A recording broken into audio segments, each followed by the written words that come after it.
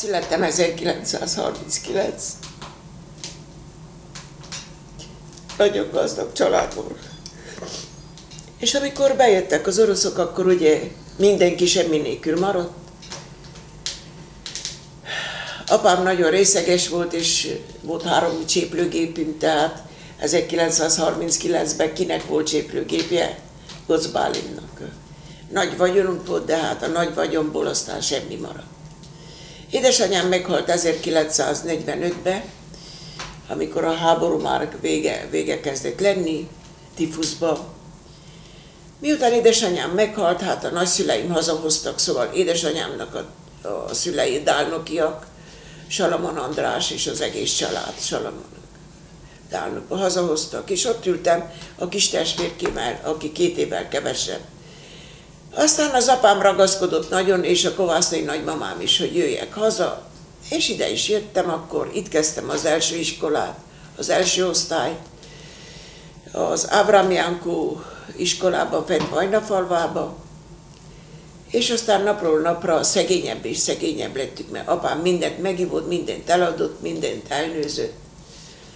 És aztán egyszer apámnak az jött az eszébe, hogy na, van egy jó eset, ott Randabor nénénék, van annyi csirkes, annyi libas, annyi kacsa, hogy felmegyünk a patakon, én kivágom a kertet, te bebújsz, és én hozok neked hónap 2 tyúkot, és megmutatom, hogy kell őket megölni, és hamar beadni. Hát hozott is. Azt mondja, majd akkor veszek neked egy Sári, és Sári volt nekem egy 1 méteres nagybaba Bécsből, onnot öltözött nagymamám valamikor. És veszek neked Sári, csokoládét, cipőt, bakkancsot, ezt, azt, hát milyen a gyermek, jó. És miért mondtam, hát miért vesszük el a néniktől, a Trandabur néniktől a tyúkokat meg? Hát tartoznak. Hát nem tartozott senki semmit, de hát ő neki pálinkára volt szüksége, és a többi, és a többi. Hát én mentem ki, és vágta, bemutatta, és mondta, amikor csavar meg a nyakát, húzzad be, és tegyed be egy zsákba, és mikor jössz ki, húzzál ki egy pár pehelyt, és dobjad el, mint hogy a róka vitte volna, de a róka az én voltam 8 éves koromban, ugye? Loptam a tyúkokat, meg a récéket ott. Megtötöttem a zsákot egyszer, meg 2-szer. Hát láttam, hogy nem volt semmi, sehol semmi. Ennivaló se volt, Sári se volt, sem csokoládé, sem semmi. Na, 2-szer elmentem, de a 3-szor mondom, én többé nem megyek. Apu hazudott maga, én többé nem megyek.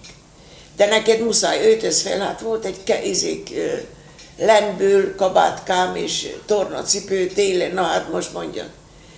És aztán szaladt utánam, keresztül kellett menni a patakon, én becsúsztam, és akkor bejött a patakba, és úgy megnyomott, hogy itt eltörött a nagy csigolya, belé a hideg vízbe. Hát képzeld el télen, hideg patakvízbe, hogy mi lett belőle. Hát tüdőgyulladást kaptam, Szamárkőg is le a kórházba. Hát az történt azután, hogy én kezdtem dolgozni a szomszédba nyáron, mostam a budit, vagy vágtam a rucáknak a zöld füvet és a többi. És volt egy kút kerek, egy olyan 2 kerekes kút, 2 vödörrel, amelyik egy ment le, és egyik másik pedig jött vissza. Nagyon fáradt voltam, és elaludtam, és egyszer, úgy 10 óra lehetett este, de még ilyen hosszú nyári napok voltak, és egyszer azt kiáltsa valaki a kútból, Elvira, húzzál ki! Álmomba, de ez egy olyan álom maradt, hogy megfogható. Kihúzom az egyik vödröt, töltöm a válluba, mint ahogy töltöm a csirkéknek, meg a bajorságnak, ugye. Kiszáll egy kicsi emberke a viderből, kilép belőle, és egyszerűen ment felfelé, nagy ember lett.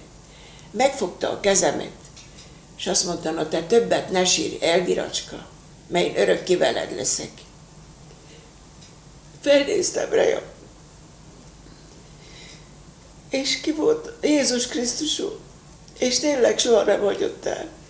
Én ebben a hitben, hogy ő örökké velem lesz. És máskülönben éjjel éreztem, hogy én alszok, de így a keze alatt, és örökké velem volt.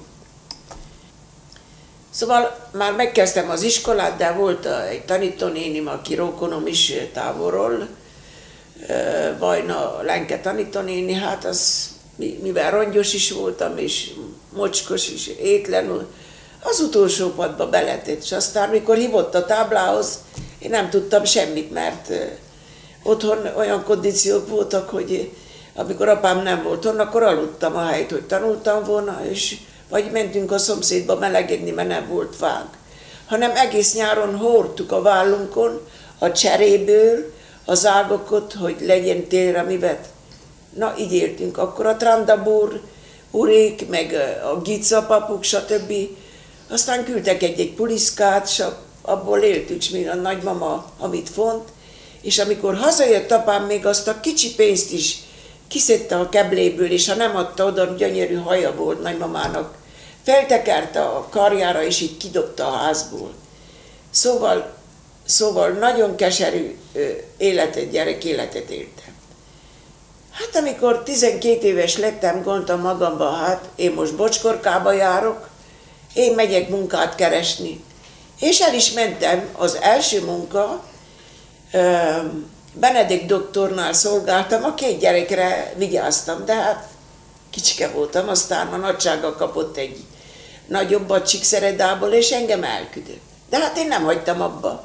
Nem baj, elküldök, felülök a vonatra, megyek Szentgyőrre, és kész. 3 pityókát a zsebembe raktam, sült pityókát, és elint felültem a vonatra, leszálltam Szentgyörgyön. Mintha nekem az úgy lett volna, hogy a világ vége van, tudod? Kérdezem, merre van a város, arra, és megyek a korzon, és kérdezem az első nagyságát. Nagysága, nem akar egy szolgálót? Hát reámnések hosszú, lenkabátból, teniszcipővel. Hát azt mondja, te mit tudsz, drágám, csinálni? Na, hát ha nagysága megtanít, én tudok. Már tudok, fel tudom főzni a tejet, tojást is meg tudok, pityóka levest is meg tudom csinálni. Takarítani is tudok. Na jól van. Nem, aranyom, nem, nagyon kicsi vagy neked. Nem hagytam abba, megyek tovább a korzon, ahol a színház van. Nagysága, jó napot kívánok, kezi csókolom, nem kéne 3 kisbabának szolgálos. Azt mondja, hát te mit tudsz csinálni, drága gyermekem, honnét jössz? Hát mondom, nagytatáik egyik felül dálnokiak, másik felül kovászta. És hát te mit keresél? Én bizony munkát keresek, hát tetszik látni, hogy milyen szegény vagyok, és nagyon néhezek, aztán elindultam, hogy munkát keressek. Nem kérek, nagyon sajnálok, drága gyermekem, itt van, ne adok neked 5 lejecskét, vagy mennyit, vegyél egy kiflicskét magadnak, köszönöm, nagysága. Nem hagytam abban, megyek tovább, le a park felé. Hát jön egy Bence Zoltán, és 2 kis gyereke, Zoltánka és Istvánka, és rám néz, honnét jössz, mondom, hogy kinek vagyok, hát azt mondja, hát én nagytatádat ismerem Dálnokból, hogyne, és a Vajna családról is tudok, hát tekek, hol van az édesanyám? Mondom, már nagyon régen meghalt, szegény, Bodokon van a temetőben. Megállt egy perc alatt, és gondolkozik, és azt mondja, na jó van, gyere vele. És meg is mutatta, hogy mit, azonnal vett nekem egy cipőt, egy ruhát, egy kis kabátot, és aztán mondta, na nézd, el kell kelni 5 órakor, elsepered a havat, meggyújtod a tüzet, felfőjöd a tejet, a bébiknek kimosod és jól van, nagysága, mindent megcsinálok, és akkor még ott volt az öreg néni, szóval az édesanyja.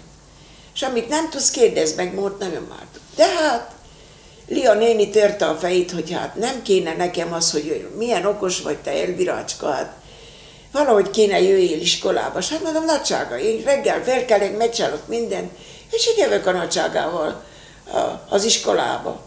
És amikor jövök haza, akkor megcsinálom a feladatomat. Jól van lelkem, és engem vitt. A 3., 4. osztályba tátottam a szájomat, írtam, már írni tudtam, itthon megtanultam.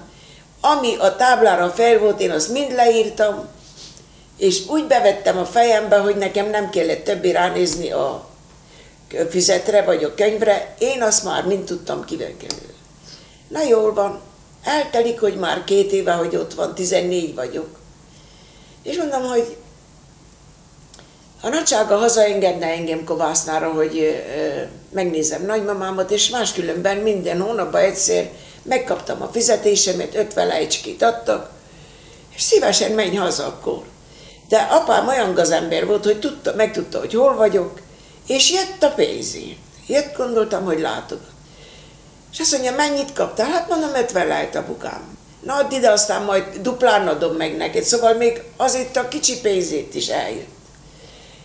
Hát eltelt egy pár nap, és mondom a Lia néninek, tanárnőnek, hogy nagysága, nagyon kérem, tessék adni, mert haza akarnék menni nagymamámot meglátogatni, tessék adni nekem egy kis előleget, 25 lejecskét.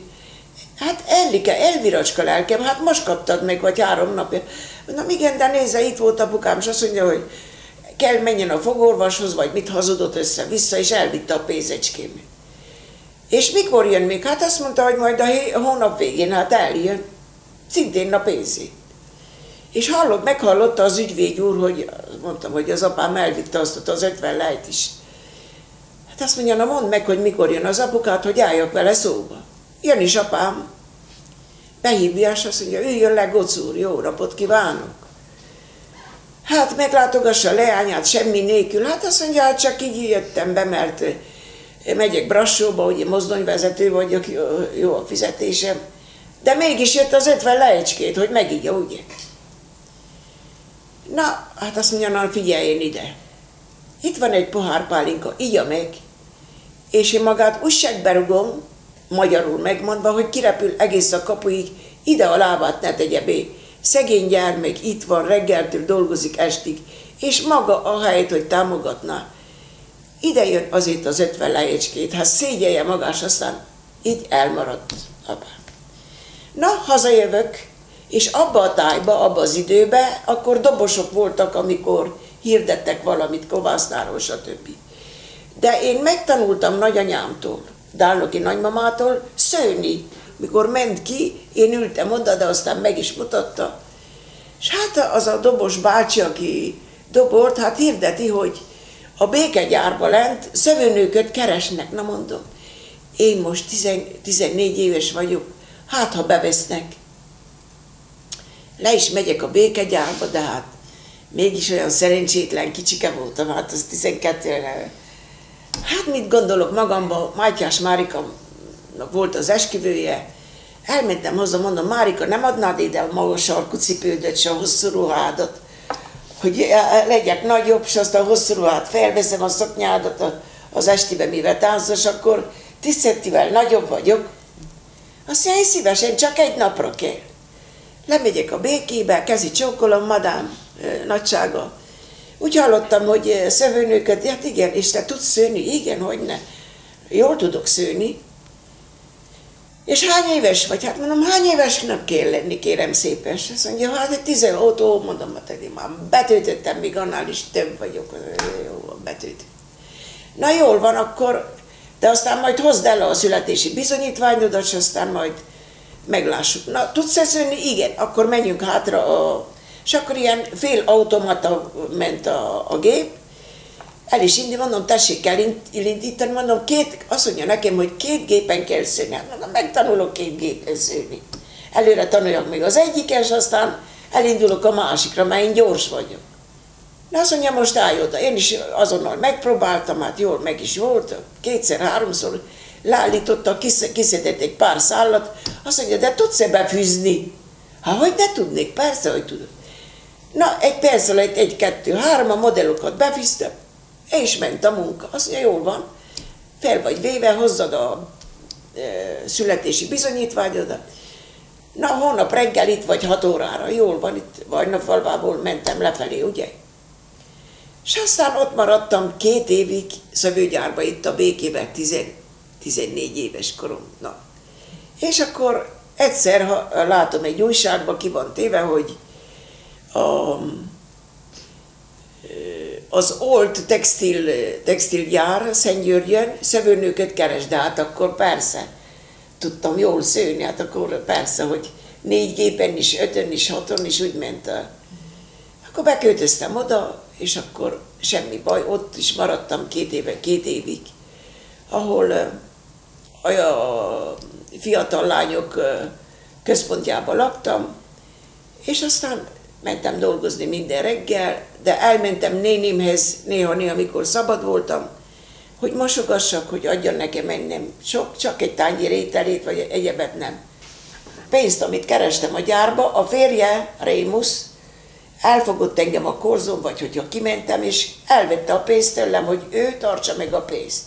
Egyszer-kétszer odaadtam, és aztán a harmadik mondom, Márika, ne jöjjön többet Rémusz bácsi a pénz után, mert én meg tudom becsülni a pénzem, én nem hányom el, én megtartom, én csak egy ruhát vettem, hogy egyiket megmosom, és a másik legyen meg, de én berakom a pénzemet a csekkbe. Úgy elvert az ura a korzon, hogy ekkora lett az orrom belőle, ott is kikaptam. Na jól van. Hát jött karácsony, és volt egy tiszti iskola, épp Szentgyörgyön, és énekelek, és egyszer, mikor vége van a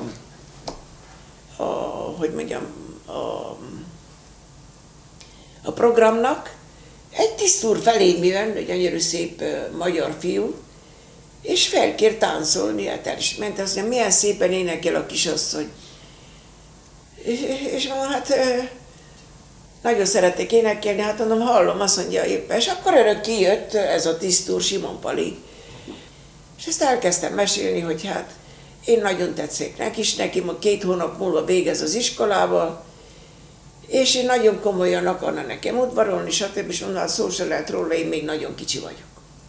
Még nem töltöttem be a 16-ot, és aztán nem. Hát ezt nem megvárom, semmi baj. Még megyek Szebenbe vagy 6 hónapig, és akkor a kisasszony betölti a 16-ot szeptemberbe. Na jó van, hát be is töltöttem a szeptemberbe, és ő megjött Dálnokba. Soha nem felejtem el, Nagytata az udvaron volt, és éppen beteg volt egy tehén. Hát hallom, hogy az utcán olyan vékonyka volt, és a csizma úgy kopogott, hogy amikor a hídon keresztül jött, hallott a csizma kopogása. Tiszti ruhába fel volt öltözve, és jött, hogy megkérje a kezemet. És akkor a nagyapa azt mondja a tiszt úrnak, hogy ha feleségül veszi, hát akkor kap 150 000 lejt adományt. Na, hát a tiszt úr inkább nem lehet, hogy értem is, hanem az adományét. Ez volt 1956-ban. Augusztusban meg volt az esküvő, és akkor a pénzt meg is kaptam, ő el is vette, hazament oda Marosra, elvitte az egész pénzt, ő elment októberbe, és én többé nem láttam vissza. Gondoltam magamban, hogy most pénzem sincsen, hogy menjek én haza nagytatához, hogy megmondjam, hogy se pénz, se posztó, se férj, sem semmi. Na jól van, elkerül az idő, hogy bekerülök a gyárba, jön tél, és bemegyek vettem egy szép kabátot magamnak, bemegyek a város központjába, hát azért nem járkáltam sehova, hogy ne költsem a pénzemet. És éppen a Casa Armate mellett ment el a villamos, hát képzel, száll le a nagysága, szóval a kisasszony Palival. Ő meglátott engem, megismert, én úgy csináltam, hogy nem láttam, és elszaladtam, ő ott hagyta a kisasszony, én meg szaladtam a színház felé, és mondja, Elvira, állj meg, hát azt mondtad, hogy hazamész. Hát miért menjek haza, mi a között neked veled? Hát hol vagy, hol laksz, az se az a te bajod. De hol kapjalak meg? Mondom, nézd, itt és itt vagyok, kérjél egy randevút az igazgatónőnél, Csikirinának hívják, és amikor ő mondja, hogy jöjjél, akkor gyere oda. És aztán egyszer értesít az igazgatónő, Elvira a férje keresi, merre kolbálni. Na, én hazajövök Dálnokba, felültem ott este a vonatra, és jövök haza, ami reggel van itt 10 órakor. És még volt nekem hogy én tisztfelesége vagyok, és akkor bementem a Casa Armate Brassóba, hogy ebédeljek, és látom, hogy egy fiú visszafordul, és azt mondja nekem, zdrásztujtje, Jóska, jó napot, kisasszony. Idevaló vagy Brassó? Mondom, nem, csak a vonatom megy 4 órakor délután Dálnok felé.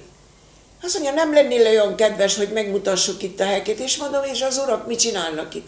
Azt mondja, hát Gimbabban van egy helikopter vagy gyár, repülőszerelő, és itt vagyunk, mi mérnökök Moszkvából cserélni, szóval tudási cserébe. Hát mondom, szívesen eljövök magukkal. És fogtam a táskát ebéd után, és kimentem, megmutattam a fekete templomot, fel a Pojánába, a Brassót, jó? Csináltunk egy-két képet, ideadta a névkártyát, én meg egy papírkára reírtam az enyémet.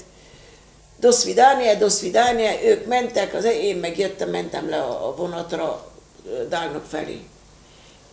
Eltelik egy hónap, és kapok egy levelet Moszkvából, küldi a fényképet, és megköszöni, hogy milyen kedves voltam, hogy megmutattam nekik Brassót. Én odaadom egyik barátnőmnek, egy orosz nőnek, Natasának, mondom, fordíts le nekem, hogy mit ír, és azt mondja, hogy megköszöni, és itt van a kép. Azt mondja, te Elvira, te hozzá fogsz menni ehhez az úrhoz. Azt mondta, bolond vagy én, Natasa. Hát hogy mennék én Oroszországba? Mit keressek én ott? Hát nincs elég férfi Romániában, szó se lehet róla. Alig váltam el. Nem kell nekem verés. Elvira, ennek úgy van befejezve, hogy nem sokára találkozunk. Hát abban az időben voltak ezek az újságok, Árlusz, és megnyertem persze egy utat Moszkvába.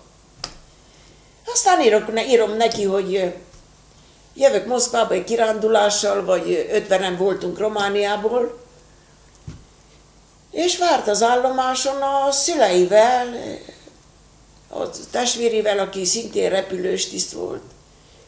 Na, do svidania, ott meglátogattunk mindent, és jön utána a testvére, az édesanyja, és menjünk haza.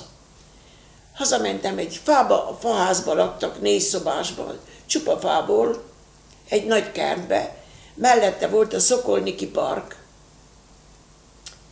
Hát egy nagy asztal meg volt terítve, és látom, hogy ott két gyűrű van a torta közepébe, akkor a szemeket vágtam, hogy hát ezeket mire készültek.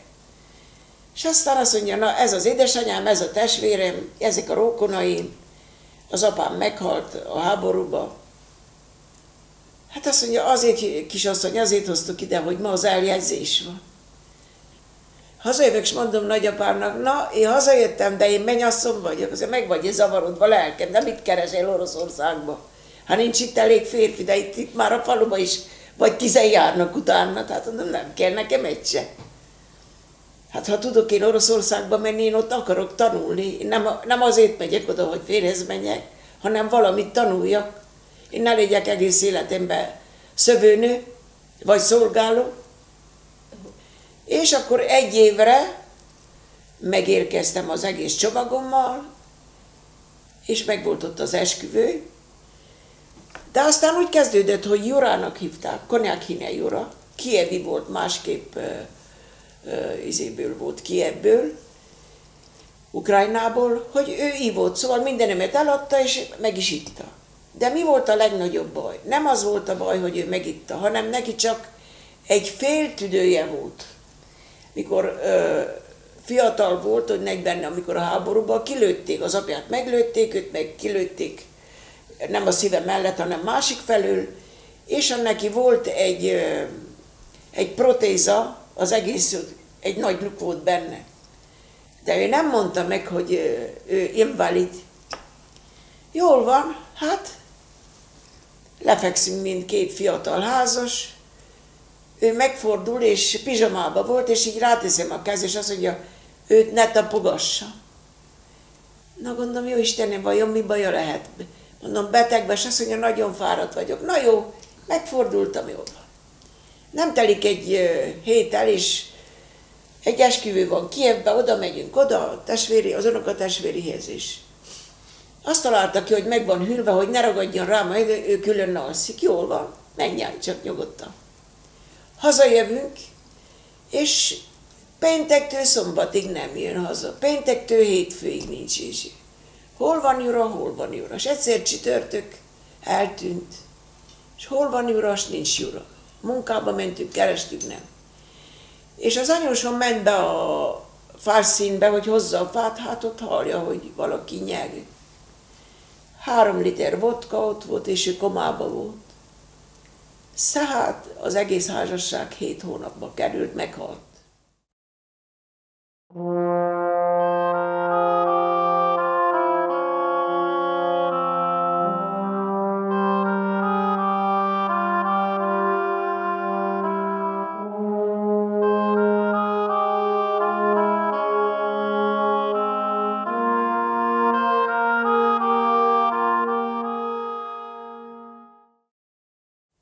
Sétálok, én már ott dolgoztam a szövőgyárban, Derzsinszkibe, sétálok a Moszkva vizén, este felé volt.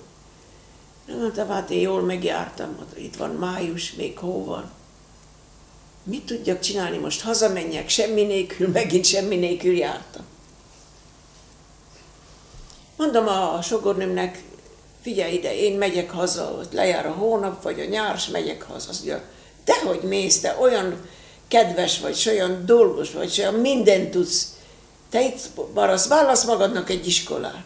Na, megint elindultam sétálni, jövök vissza a Derzsinszki gyártól, és látom egy nagy vörös csillagot, vörös keresztet, és hát ott azt írja, hogy háborús nővéri iskola. Hát mondom, háború van itt, vagy mi van? Hát nincs háború. De ez volt egy szombat délután, hát nincs ott senki. Akkor hétfőn, mikor kijöttem a gyárból, egyenesen bementem az iskolába. Elmondtam, hogy én most perfektül írok oroszul, beszélek, és nagyon szeretnék növérkezni. De hát itt háború van, azt mondja, nem csak arra képezzük, szóval mindenre kiképezzük. Repülőbe kell ülni, úszni kell, ez kell, Kalasnyikovot, stb. Minden. Be kell kötözni semmi nélkül, kiszökni, az Elbrus hegyen volt, Kaukázusban tanultunk, ahogy ki kellett szökni a repülőkből, ejtőernyővel. És azt mondja, hát hogy akarja csinálni, hogy hát a Derzsinszkiben dolgozik? Hát mondom, hogy a kismamáknak van gyerekük, ők szeretnének otthon maradni péntek, szombat, vasárnap. És én szívesen dolgoznék éjjel helyettük. És akkor nappal hétfőket szerda, én szabad vagyok. És akkor a másik nap megint szabad vagyok, mert 12 órát dolgozok. És akkor az egész héten megyek az iskolába, vagy a Botkinszki iskolába, és tudok menni praktikára is. Azt mondja, no hát, ha kibírja, próbáljuk ki. Szóval ez a tanulás, ami nekem ott 3,5-4 év volt, ez nekem használt kint a más országban. Én soha nem csináltam vizsgákat, csak egyszer bevittek a Vöröskereszt, és na mit tud maga. Mikor visszajöttem onnét, akkor a katonakórházban dolgoztam Temesváron. Meglátta a diplomámat, azt mondja, menj és fordítsa le, megvan itt van a diplomának a fordítása. A kolonel Dobresko el is hasította, azt mondja, nem kell nekünk orosz, ez jó a fordítás, és én ezzel a szerencsétlen fordítással dolgoztam. Hát az úgy történt, hogy elmentünk egy barátnőmmel, egy Natásával, egy ilyen orosz bálba, a Casa de Armatio Temesváros, ott ismerkedtem meg vele. Mekánik ezek a MiG-21-es, Ventien, ezekkel a bombárdás repülőkkel ő abban dolgozott. A Dorel volt férjem, a Valentinnek az apja. És aztán ő soha nem hagyott engem békét, csak hogy nem mondta meg, hogy ő meg van nősülve. De a felesége 20 éve volt vénebb, és született egy kisfia, Jonika. És egyszer csak vasalok, már megesküdtünk, ugye, és vasalom a nadrágját, és kiesik egy papír, és azt írja oda, hogy gyerektartás. Azért mondom, hát te Dorel, te nős vagy? Hát miért nem mondtad meg? Hát azt mondja, már el is vagyok válva. Hát, de hát nekem nem kellettél volna a világért se. Hát gyereked is vagy, hát miért hagytad ott az? Hát azt mondja, az öreg, hát nem láttad, hogy amikor elvetted, hogy 20 évvel vénebb? Akkor miért csináltál gyereket neki, szegény, hát minek? Na hát most el vagyok válva, az így van, sem, na jól van, el van intéz. 1 évig kedves volt hozzám. De ő aztán úgy züllött nőileg, nem hogy ivott, hanem nőkkel, hogy aztán kezdett engem várni mindenért, hogy én menjek el. De hogy én menjek el, mikor 2 éves volt Valentin, hogy én menjek el. De hogy mi menjünk el. Akkor soha nem jött velem ki az utcán. Én mentem jobb felől, ő ment bal felől. És mondom, hát te miért csinálod azt? Azt azért nem akarom azt, hogy lássák, hogy én nős vagyok. Na jó Isten, akkor megint mit csinált? Ő szedte a pénzt, én meg dolgoztam, és aztán sehogy nem volt jó az élet, hanem egy nap azt gondoltam, én bizony megmérgezem Valentint, magamot is. Hova menjek most? Egyszer mentem férhez, 2-szer, az meghalt. Most hova menjek megint? Mit csináljak? Hát nekem el kell pucolni a földről. Felültöztettem Valentint, írtam egy levelet, hogy senkinek semmi hibája. Az élet nekem nem kedvez, és én nem bírok tovább szenvedni. Úgyhogy megvolt nekem a válium, amennyit kellett. Valentinnek nem adtam, hanem neki csak adtam, hogy aludjék egy váliumkát. Én a magamnak pedig bevettem 100 darabot, de valamiért haza kellett neki jöjjön, és aztán bevitt a kórházba, és így megmaradtam. Na, amikor megmaradtam, akkor kezdett rugódni engem minden nap. És aztán valahogy az sikerült, hogy volt egy nagynéném Budapesten, nagymamának a testvére, és mondtam, hogy küldjön egy meghívót. Ő küldött nekem egy meghívót, úgy mentem ki, csak egy táskával, egy bugyi neki, egy kis kanál villacskas, egy kis játék, és ennyi volt az egész. Azt mondja a nagynéném, mikor odaérek, hogy hát Elvira, hol a bőröndöt? Mondom, az állomáson hagytam, aztán majd hónap lemegyek, és elviszem a bőröndöt.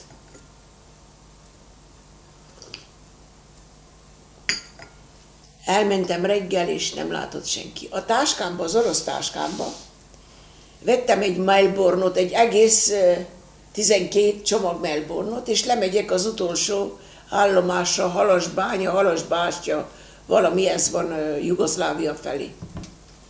És sétálok, és az orosz, a mitralia, a Kalasnyikovval sétálnak ott.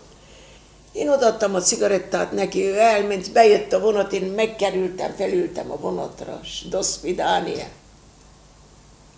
És elmentem.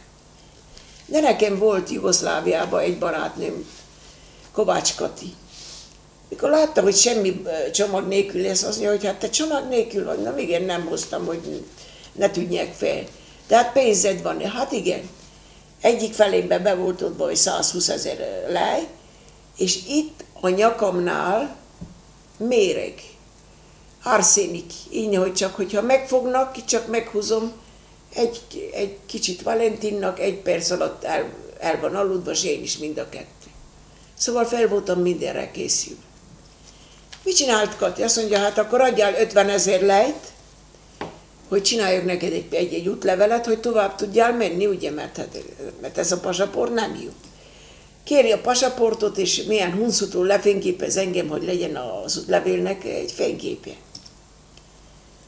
Jól van, azt mondja, hogy pihenj még 2 napot, és 3 nap múlva kész a pasaport. Jön is vissza 3 nap múlva, és azt mondja, hogy figyelj ide, a pénz nem elég, még adjál 50 000-et. Nem jól van, itt a pénz.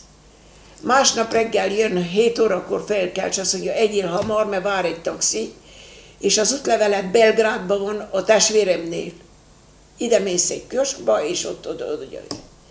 Na reggel az ablakon kitett be a taxibas, Belgrád direkció, mert ez Bácska-Topolyán lakott ő.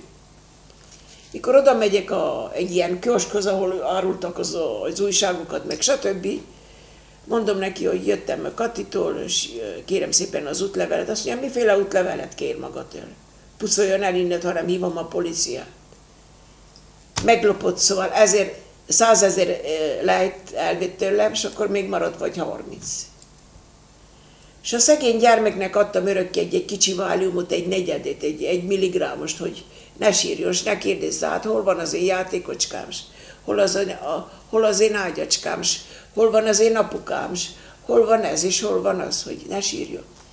És megállott a gyomra szegénynek, és nem nagyon lázas lett, és be kellett vigyem a klinikára, és gyomormosást csináltak. Na most gondolom, Istenem, most mi lesz velem? Most ha elkapnak, akkor visszaküldenek. most már itt van a halál, itt fogunk meghalni. És mindig valahogy a Jóisten küldött nekem egy valamit. Hát, te emlékszel le arra, hogy amikor Moszkvában dolgoztál, hát voltak a turisták Magyarországról, meg Romániából, és te kísérted őket, és csináltad a vízumot, mert mentek a Kaukázusba, onnot mentek pedig Kínába, s végig. És csináltad, te vitted hát oda be volt írva a tranzit.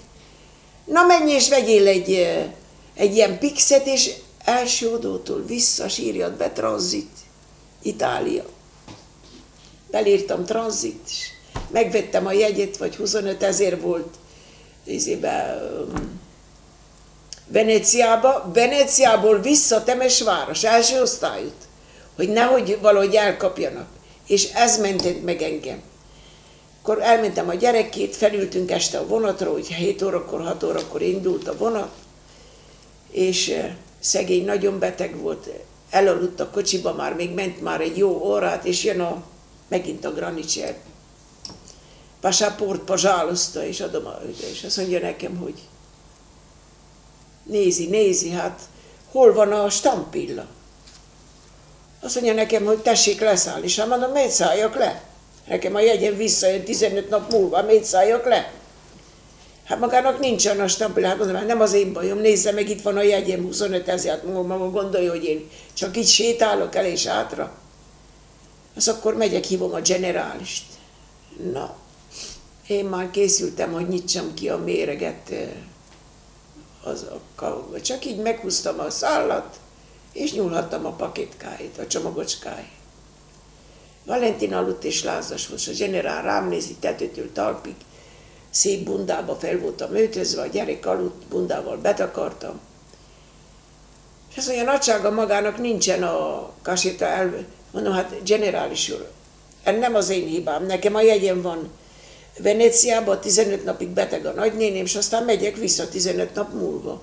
Hát tessék megnézni. És a gyerek nagyon beteg. A generális úrnak van egy gyereke. Azt mondja, hogy ne van 3, nekem is. Nem Isten éltesse. Tessék leszállni, mondom, generális úr, a gyermek nagyon beteg, nézze, itt van az orvostól a recept, tessék megnézni, hogy nagyon beteg. És az mondja, na jó, harassó, így, az menjél. De mikor jön vissza, ne felejts el, hogy meglegyen, menjen el a nagykövethez, és legyen rendben, mert hanem nem is engedik át a határon visszafelé jönni. Jó, nagyon köszönöm, generális úr, Isten segítse magukot is, ne legyenek soha betegek a gyerekei. Do svidania, és mentem Olaszország felé.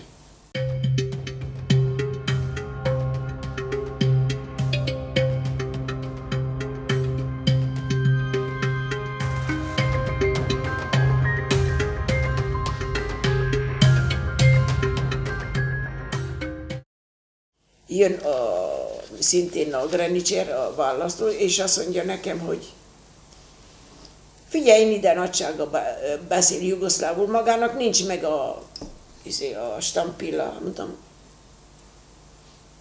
meghazudtam, nincs is stampilla, hanem én csináltam, mert én valamikor Olaszországba tanultam. Na, ez kellett neki, hogy én kém vagyok.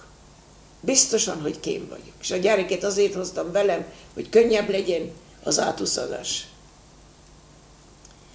Direkt a tömlecbe mind a kettőnket egy szobába be. Na, egy hónap után kiengedtek a tömlecből, és betettek a lágerba, ahol az egész Európából voltak menekültek, és akkor dolgoztam, mint növér, mentek, akik kellett injekciózni, mentek a hajóval Ausztráliába, ide-oda, Novul-Zéland és másfelé, de Európába szó se lehet, senkit nem engedtek. Azt mondom a Marechal Marinónak, hogy legyen szíves, engedjen ki Trieste-be, már itt vagyok 4 hónapja, 5 hónapja. És ahogy kimentem 5 órakor reggel, én autósztopot csináltam Venécia felé.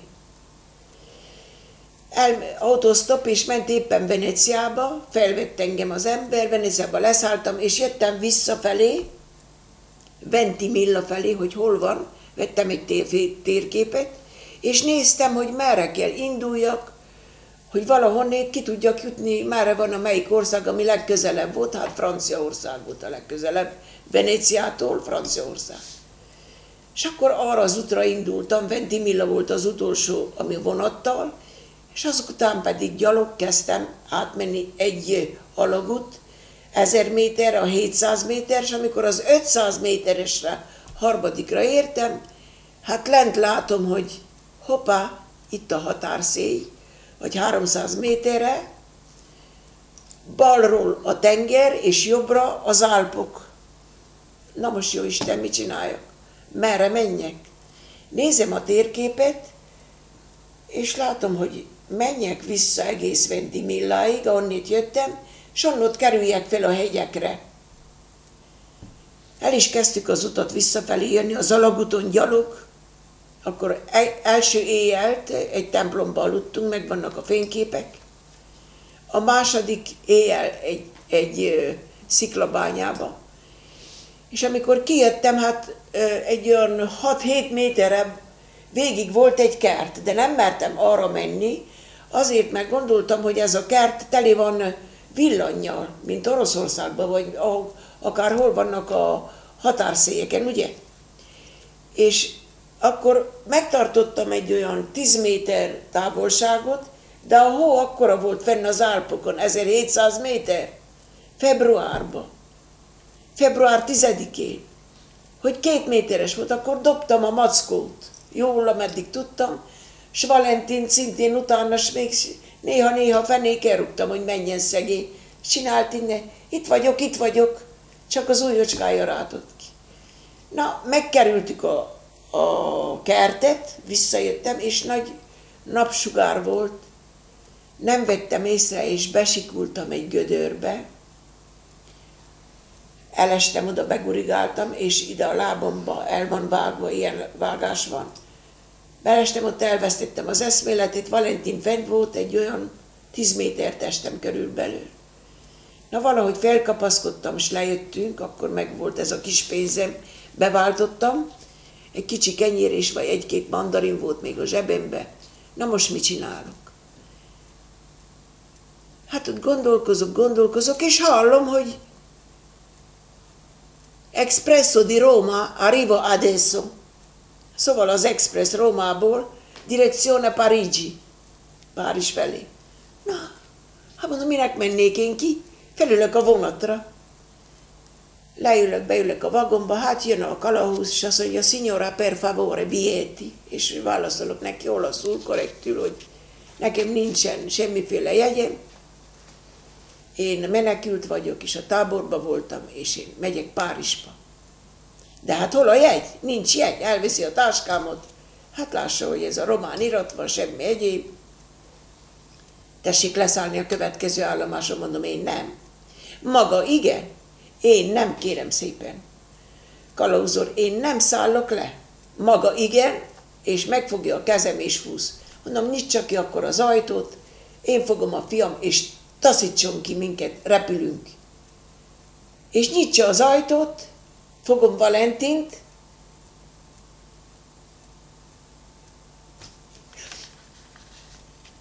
és aztán lássa, hogy el vagyok határozva, hogy repülünk.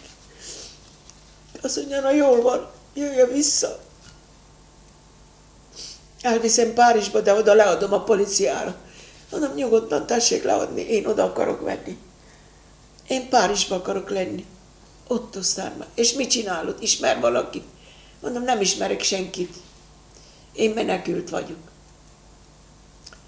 És hogy benne volt a kő a lábomba, hát véreztem, és elvesztettem az eszméletemet, Valentin megaludt a kis nonursszal, és amikor felébredtem, a Pitié-Salpêtrière kórházban meg voltam operálva a lábomban, kivették a követ, megvan a kis medáliam, megmutatom. Én kezdtem kiabálni, de hát franciául nem kell. Aztán jött egy, aki tudott olaszul, és mondja, hogy ne busuljak, mert a gyermek jó helyt van, egy kastélyban, egy orosz kastélyban, a Princess Andronikov, a hercegnő, aki itt van, és a férje Charles de Gaulle-nak a tolmácsa, és ő összeszedi az egész menekült gyerekeket, a Marina Vladi leányai is ott voltak vele, és akkor a Valentin ott volt 3 éves korától egész 13 éves korába, Montgeron, úgy hívták, ebbe a kastélyba, aki a hercegnő, az Andronikov hercegnő segítette a menekülteket. Na jól van, én kijövök a kórházból is, kérek, hogy adjanak nekem valahol munkát, hogy tudjak dolgozni, mint szakácsnő, mint takarítónő, mint akármi. És kaptak is, azt mondja, hogy van egy orosz család, ami zsidó, van két gyereke, és ott neki mindent kell csinálni reggeltől, 5 órától 11-ig este. Nem semmi baj, nekem fiatal vagyok, erőm van is. Hát mennyit adtak?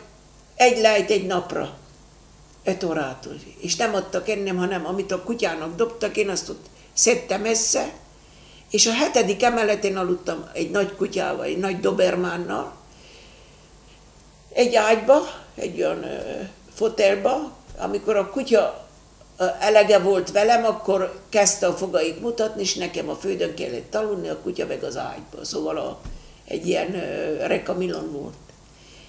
És minden este, minden nap, szóval este 60 személy volt, egy héten, mert mivel zsidók voltak, péntek volt a szombat, ugye, sabát. Akkor kellett örökké főzni, nagy kiszolgálás, stb. És egy csomó ezüst dolgok, exágok, stb. Nem felejtem el soha. Schnitzel csináltam, 100 darabot.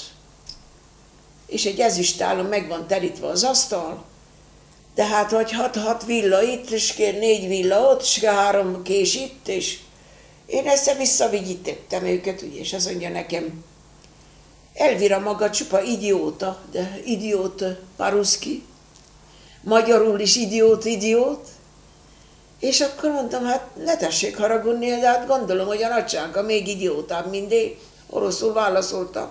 Azt mondja, neki ne felesélje. Hát mondom, ha a nagyságának nem tetszett, hogy az asztal ki volt rakva, akkor miért nem mutatta meg? Mondom, nekem volt egy kanál, egy villas, egy kés. Ennyi volt az egész. De nem, hogy 6 itt, 6 ott, meg az, mit tudom én, hogy mire használja maga. Hát ilyen szamár maga, mondom, szamár maga. Levettem a kötén, mondom, itt van az egész hús, így levágtam, repültek minden. Mondtam, doszvidánia, a pénzt megkaptam, és el van intézve. Felmentem a kutyához, megpusziltam a kucut, ő volt az én társam, és kimentem a kapun, nem volt semmi, ez a táskacska, és éppen a diadalom kapunál, a Rütilszi 14 szám alatt laktam. Ott forogtam kereken, hogy nehogy valahova elkoboroljak, és aztán hát egyszer látom, hogy ott egy metró.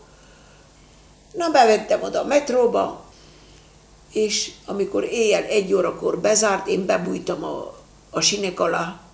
Tudod, van a peron, és a peron alatt beültem, amikor bezárta, hát, és egy piros lámpa égett örökké.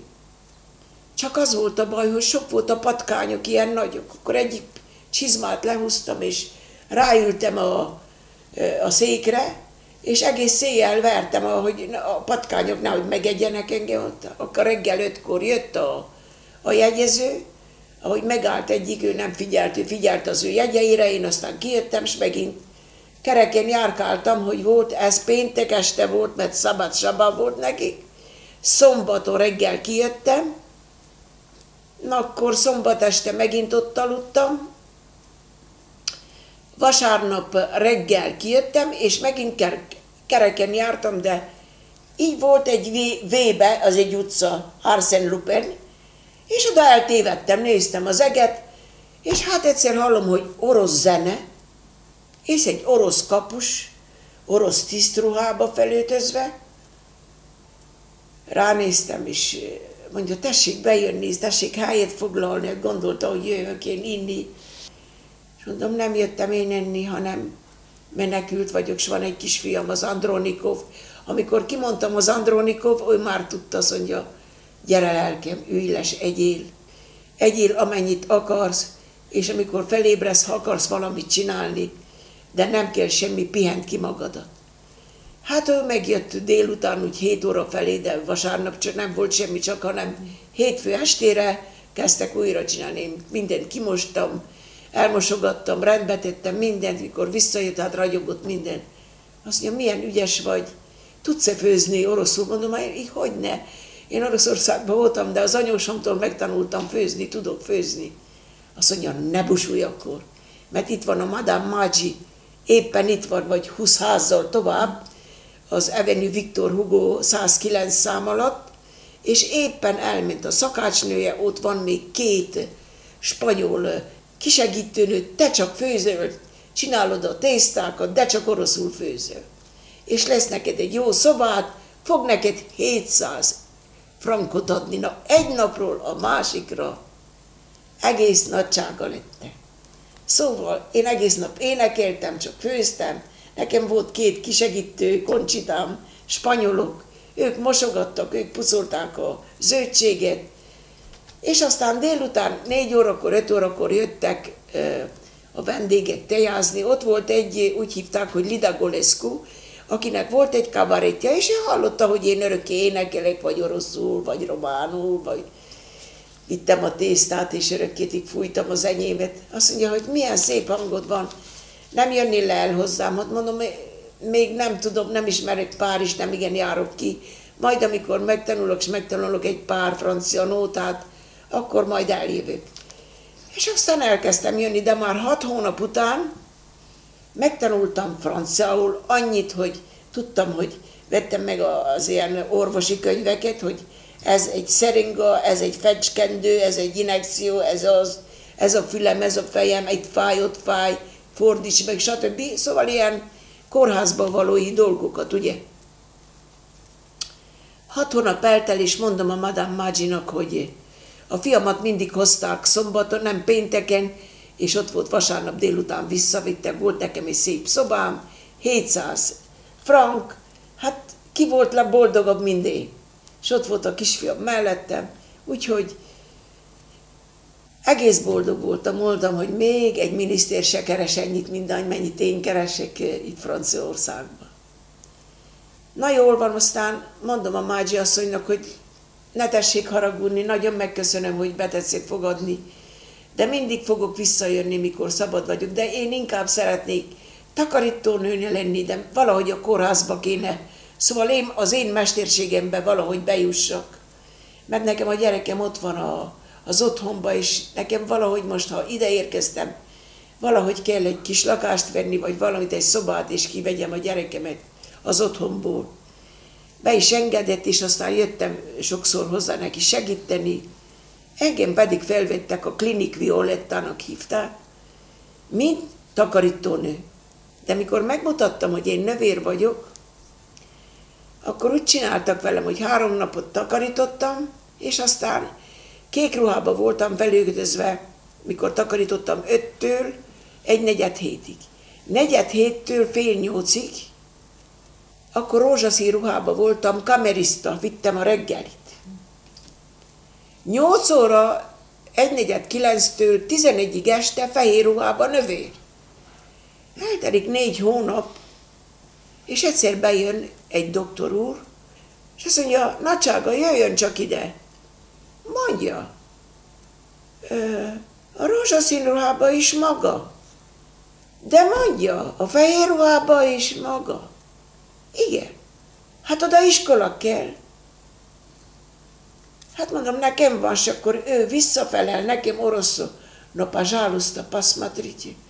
No, nézz ide, hogy milyen, ezek ilyen apásza növérek voltak. No, nézz ide, ezek a gazemberek mit csinálnak ebben a szegény asszonynal.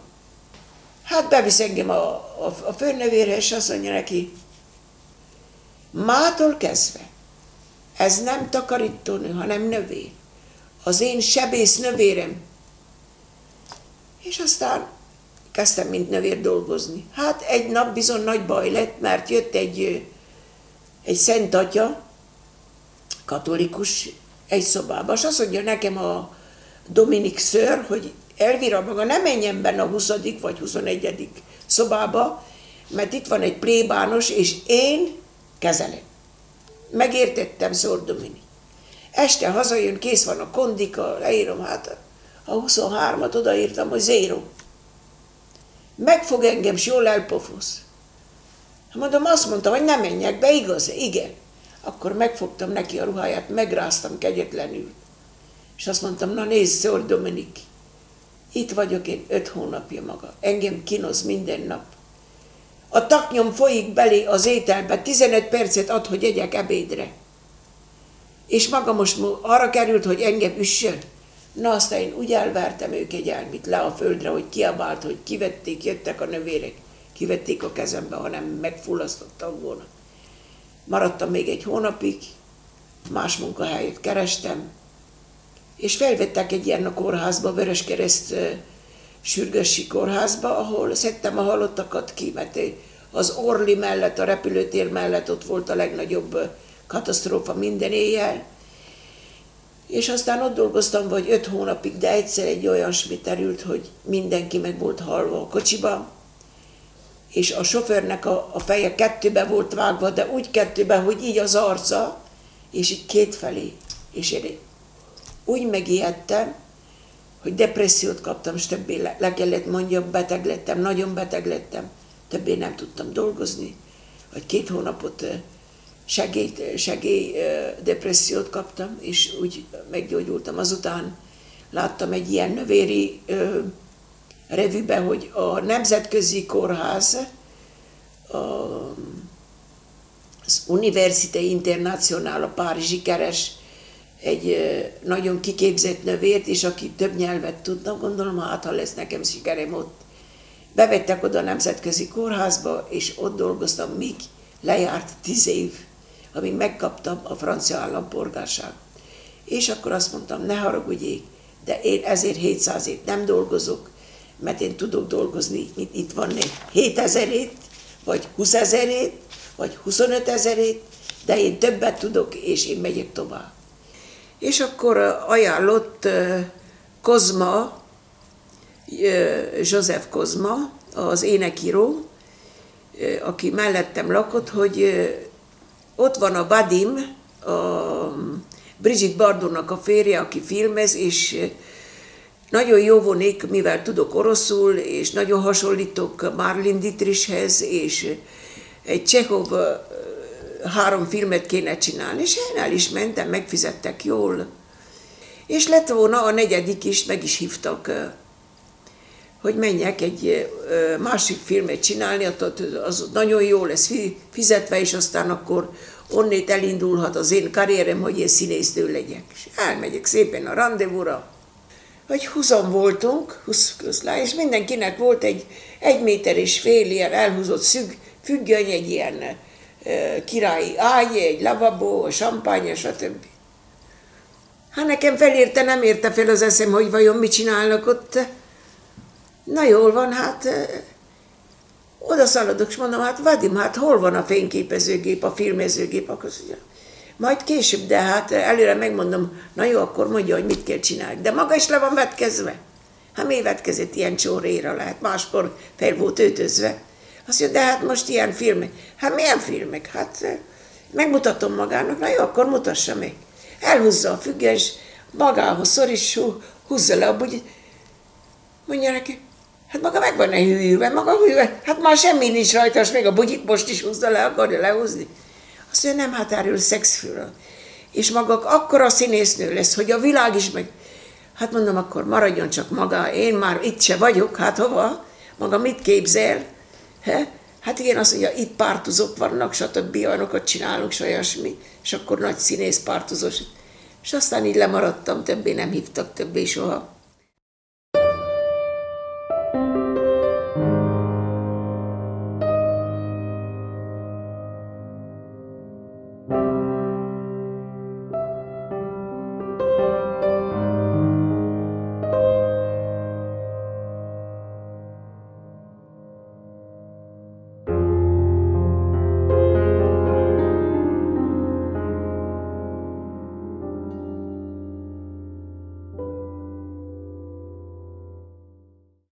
Hát a kórházban dolgoztam, és a kozmetikát tanultam. És nem mondták meg, hogy egy miniszter van az osztályomon. De ő 30 évvel volt öregebb mindig. Egyszer látom, hogy kopogtat, és mondom, mi van, Jean-Pierre úr, mi tetszik, valami fáj, valami? Azt mondja, nem, de akarnék magával egy pár szót szólni, mondom, nem érek rá. Nekem dolgozni kell, hónap vizsgám van. És mit tanulok is, azt mondom, kozmetikát, és színházi festőt, és filmfestés, stb. Stb. Aztán magának nem kell tanulni, nekem sok barátom van, mondom, jó, most tessék hagyni, majd holnap beszélgetünk, mert nekem el kell készülni a munkával. Jön a karácsony, hát gondoltam, hogy mikor jövök vissza, hát hozok neki egy kis tésztát, karácsony van, odaadok őt, és ment el másnap. Mondom, hogy azt tetszett mondani, hogy maga tud nekem egy jó helyet találni, amikor a diplomáim megvannak, és azt mondja, igen, mikor ebédelünk, jaj, mondom, ne siessen, mert nekem be van osztva vasárnap, szombatom is. Majd egy hónap múlva lehet, hogy ezen és ezen a nap, de én majd telefonálok. El is vitt engem egy nagyon, nagyon drága vendéglőbe, és aztán elkezdi mondani, hogy nagyon szerelmes volt abba a Juliába, és hogy én hogy hasonlítok hozzá, és hogy nagyon szeretne, hogy mi közelebbi barátok lennek, és mondom nekem, hogy nem érek rá, mert a gyerekem van, és én azzal töltöm az időt. Hát tudja, én megkérném magát feleségül, mondom, mit beszél. Mondom, figyelj, de nekem van egy román hercegnő, Madame Stoicescu-nak hívják, és előre beszéljük meg vele a dolgokat, mert hát én nem ismerem a francia embereket, és aztán én nem akarok beleesni a valamibe. Na jó, akkor menjünk el Madame Stoicescu-val, akkor a Tour d'Argentba megkér, és hozta a jegygyűrűt. Egy ekkora nagy emerald gyűrű. Ne tessék haragudni, Jean-Pierre, de én most már ülök fel a repülőre, és megyek Sydney felé. És én elmentem Sydneybe, 3 hónapot ott hagytam. És aztán, amikor visszajöttem abba az évbe, november 30-án, 75-be, megesküdtünk. De hát az úgy volt, hogy volt neki vagy 5 szolgálója, és egyik, hogy a madám hova akar menni, és a madám megy a coiffőrhöz, és a madám megy a manikűrhez, a madám mit akar csinálni, és a madám mit akar enni. Aztán ezt én bírtam 2 hónapig. Egyszer bizony megmérgelődtem, se elmentem dolgozni egy éjjel. 12-kor gondolom, szegény öreg, felhívom, hát ne hagyjam semmi nélkül. És mondom, itt vagyok a klinikán, hát jövök utána, hát hogy mertél elmenni? Hát mondom, miért nem, én szabad ember vagyok, én oda megyek, ahova akarok. Hát nincs elég pénzed, hát nem pénzről van szó, hanem az, hogy nekem dolgozni kell. Reggeltől estig a madám hova megy, a madám mit csinál, a madám kávézik, a madám sétálni megy, a madám masszírozni megy, a madám fürdőzik, a madám lefekszik, a madám megy kávét inni a palácokba, hát ez nem lehet kibírni, én meg voltam szokva dolgozni, hát ilyen hülyeséget, hát aztán forgatom az ujjam egész nap. Hát drága Elvira, hát ilyesmit többé ne csinálj, gyere csak haza. Mondom, jövök majd 10 óra felé, jövök, semmi baj. Ne haragudj, most hagyj békem, jó éjszakát is kép. Na, haza is jövök, és hozzuk Valentint haza. Meg volt csinálva az ebéd, és csirkehús volt combokkal, és a gyerek ette, jó ízzel rágta a combot, így be volt ez is papíros. Leveszi egy ilyen, hogy ne mocskolj össze az ingit, ledobja, és azt mondja, én az ilyen disznóval többé nem eszek az asztalnál. Mondom, ki a disznó? Valentinet nyugodtan, ki a disznó? Azt mondja, hát nem látod a fiat, hogy eszik, mindegy disznó? Igen? Szóval ő a disznó. Na figyelj ide. Valentin, gyere drága gyermekem, menjünk a palácba enni. Anyu, hát hagyjad, hogy egyek, nem aranyom, menjünk. Azt mondja, hát anya, mi van? Semmi drágám, viszlek vissza az otthonba. Anyu megy dolgozni, én nem megyek már többé vissza. Hát anyu, mi volt? Hát nem hallottad, hogy azt mondta, hogy disznó vagy, úgy eszel, mint a disznó? Hát én nem engedem senkinek meg, és én ott hagytam az urat. Elmentem, szóval november, december, január, februárban a vállast beadtuk. És 3 évig tartott, hogy nem tudtam elválni az öreg úrtól, nem akart lemondani róla.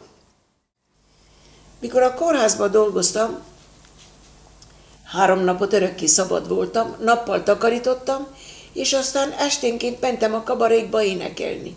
3 kabaréba, a Novszky, az Etoile de Moscou, ahol a Novszky úrhoz bementem, Cárevics és La Dominique. És így aztán felcsaptam nagy énekesnőnek, a legnagyobb kabarékba énekeltem Párizsba.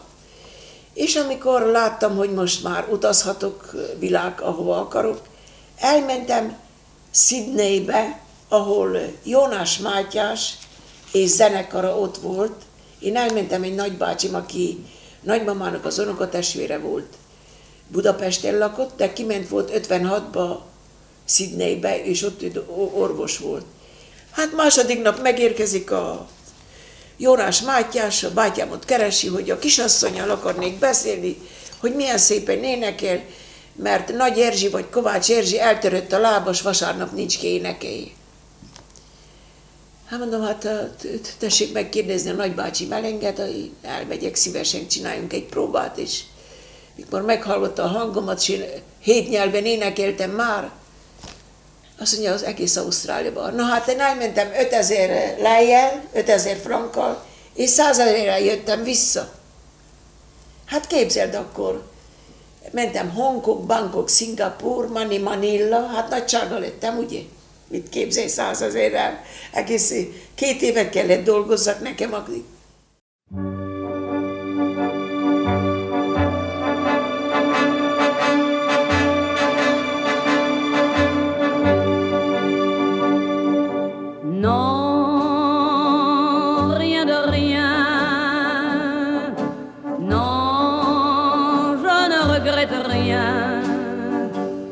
Ni le bien qu'on m'a fait, ni le mal, tout ça m'est bien égal. Non, rien de rien, non, je ne regrette rien, c'est payé.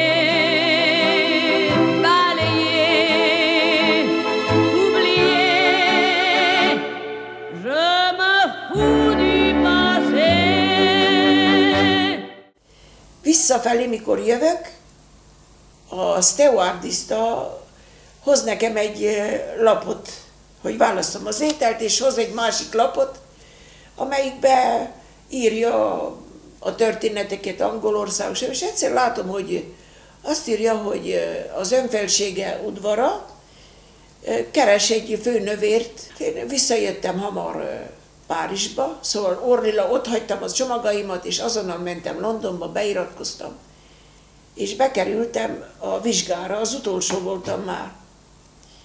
És akkor megkérdezik ott, hogy honnét jövök. Hát mondom, én Romániából vagyok, és mi az maga román? Nem, én nem vagyok román, én magyar vagyok, erdélyi. Csak román állampolgárságom is még megvan, és akárhova mehetek most dolgozni. És mit tud maga? És akkor levizsgáztattak 3 napig, és azt mondja, jól van, ez megjár, jól van, semmi baj, minden jól van, de tudja azt, hogy az önfelségek királynak, szóval az Eduárd király, aki ott a fényképje ott van, magyar származású vagyok a nagyanyjától, Claudia Wittenberg, Erdőszentgyörgyi. És akkor azt mondja az egyik tanár úr, hogy hát az is lehet, hogy magának lesz szerencséje bekerülni az udvarba. Na menjen haza, aztán majd fogja hívni a nagykövet úr, az angol nagykövet úr, átveszi az önfelsége, megnézi mindent, és aztán majd szólunk. Hát 10 nap múlva meg is jöttek, azt mondják, hogy be van véve, tessék felöltözni, jöttek utána, és bevittek a Wallis Simpsonhoz, akit van a könyve, és neki dolgoztam 10 évig.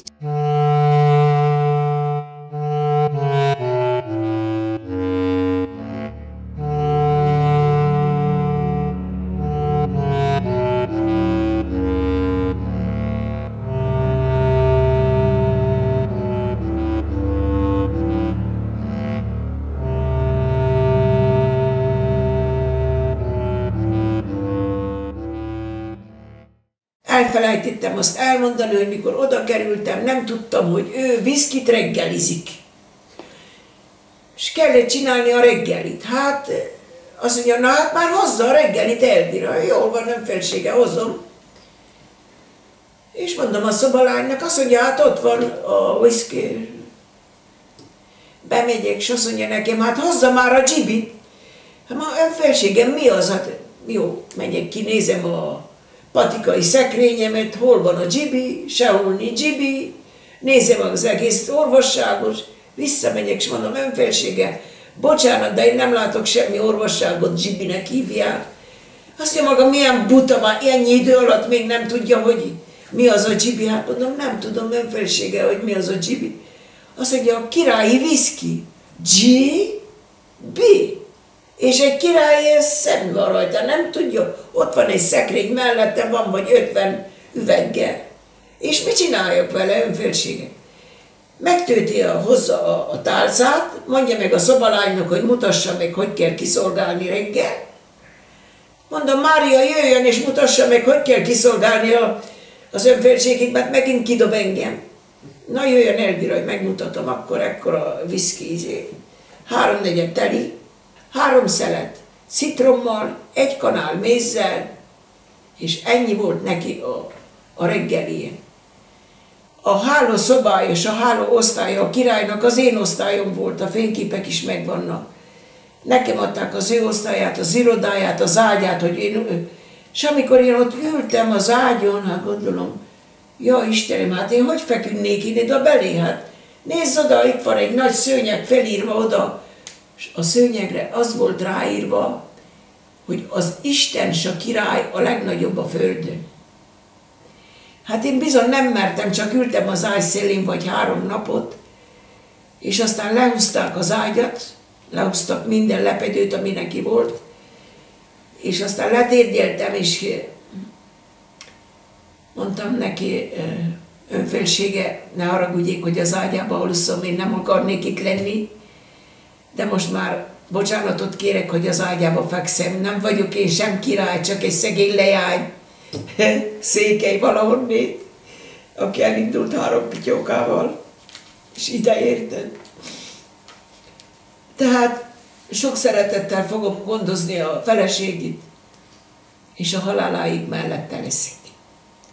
És aztán nagyon megszeretett, de én is szintén olyan szívves lélekkel voltam mellette, hogy minden jóságomat mindig arra gondoltam, hogy ez az én nagymamám se. Ennek nekem kell segítsek, és ezt én nem hagyhatom itt. És ez nekem szerencsét hozok, és én neki nagyon jó kell legyek, és én neki pártfogott kell legyek. És én őt szórakoztatni kell, hogy abból a nagy luxus életből aztán semmi lett. Éjjel elkezdett beszélni, és mondta magába, hogy hívta, My love David. És akkor mondta, hogy ezt a ruhát vegyed, David, én ezt veszem. Ma itt vagyunk az Astoria Hotelban, ma ide megyünk, ebbe öltözél, abba öltözél, és úgy beszélt vele, mintha ott volt. De én mindig tudtam, hogy másnap ő beteg lesz. Ez volt a jelszó, hogy amikor ő kezdett beszélgetni vele, akkor én tudtam, hogy beteg lesz. És mindig nagyon sovány maradt. És jött a fodrász, az legelső fodrász, aztán ő megtanított engem, hogy kell neki a kontyot csinálni. És így tovább. Akkor jöttek a barátok, ameddig tudott beszélni, ugye. De amikor nem kezdett beszélni, akkor bezárták a kapust, többet nem engedtek senkit be. Csak a királynő jöhetett, vagy Charles és Diana jöhetett, és aztán megvolt neki, hogy ennyit költünk, többet nem költünk, semmi éjjeli szép ruháit, vagy éjjeli ingeit nem szabad feladni, nem úgy hal meg, mint nagy hercegnő, és nagy temetés volt, de az én ingembe temették el, és kint fekszik ott a bokor mellett, a férje mellett, a Windsori kastély udvarának a bokor utolsó háta végben.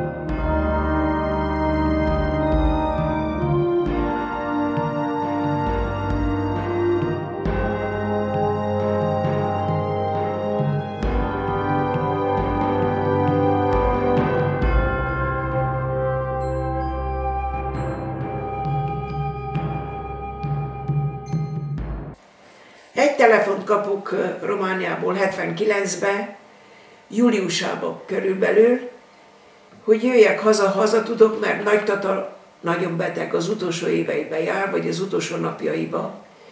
És megkértem egy vakációt az önfelségétől, hogy adjon nekem 15 napot, hogy lássam meg a nagyapámat. Abban az időben ki kellett fizetni a hotelokat dollárba, és ki volt fizetve a Szentgyörgyi Hotel 15 napra, mert nekem nem lehetett jönni a nagyszüleimhez. A nagyszüleim nem volt nekem semmi.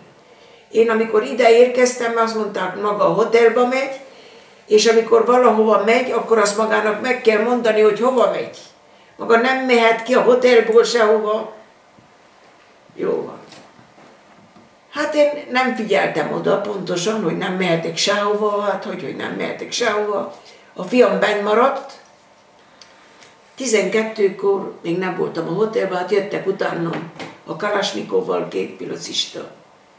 És vitt azt, hogy maga mit keres itt? Hát mondom, itt vagyok nagyapám mellett, nagyon rosszul van.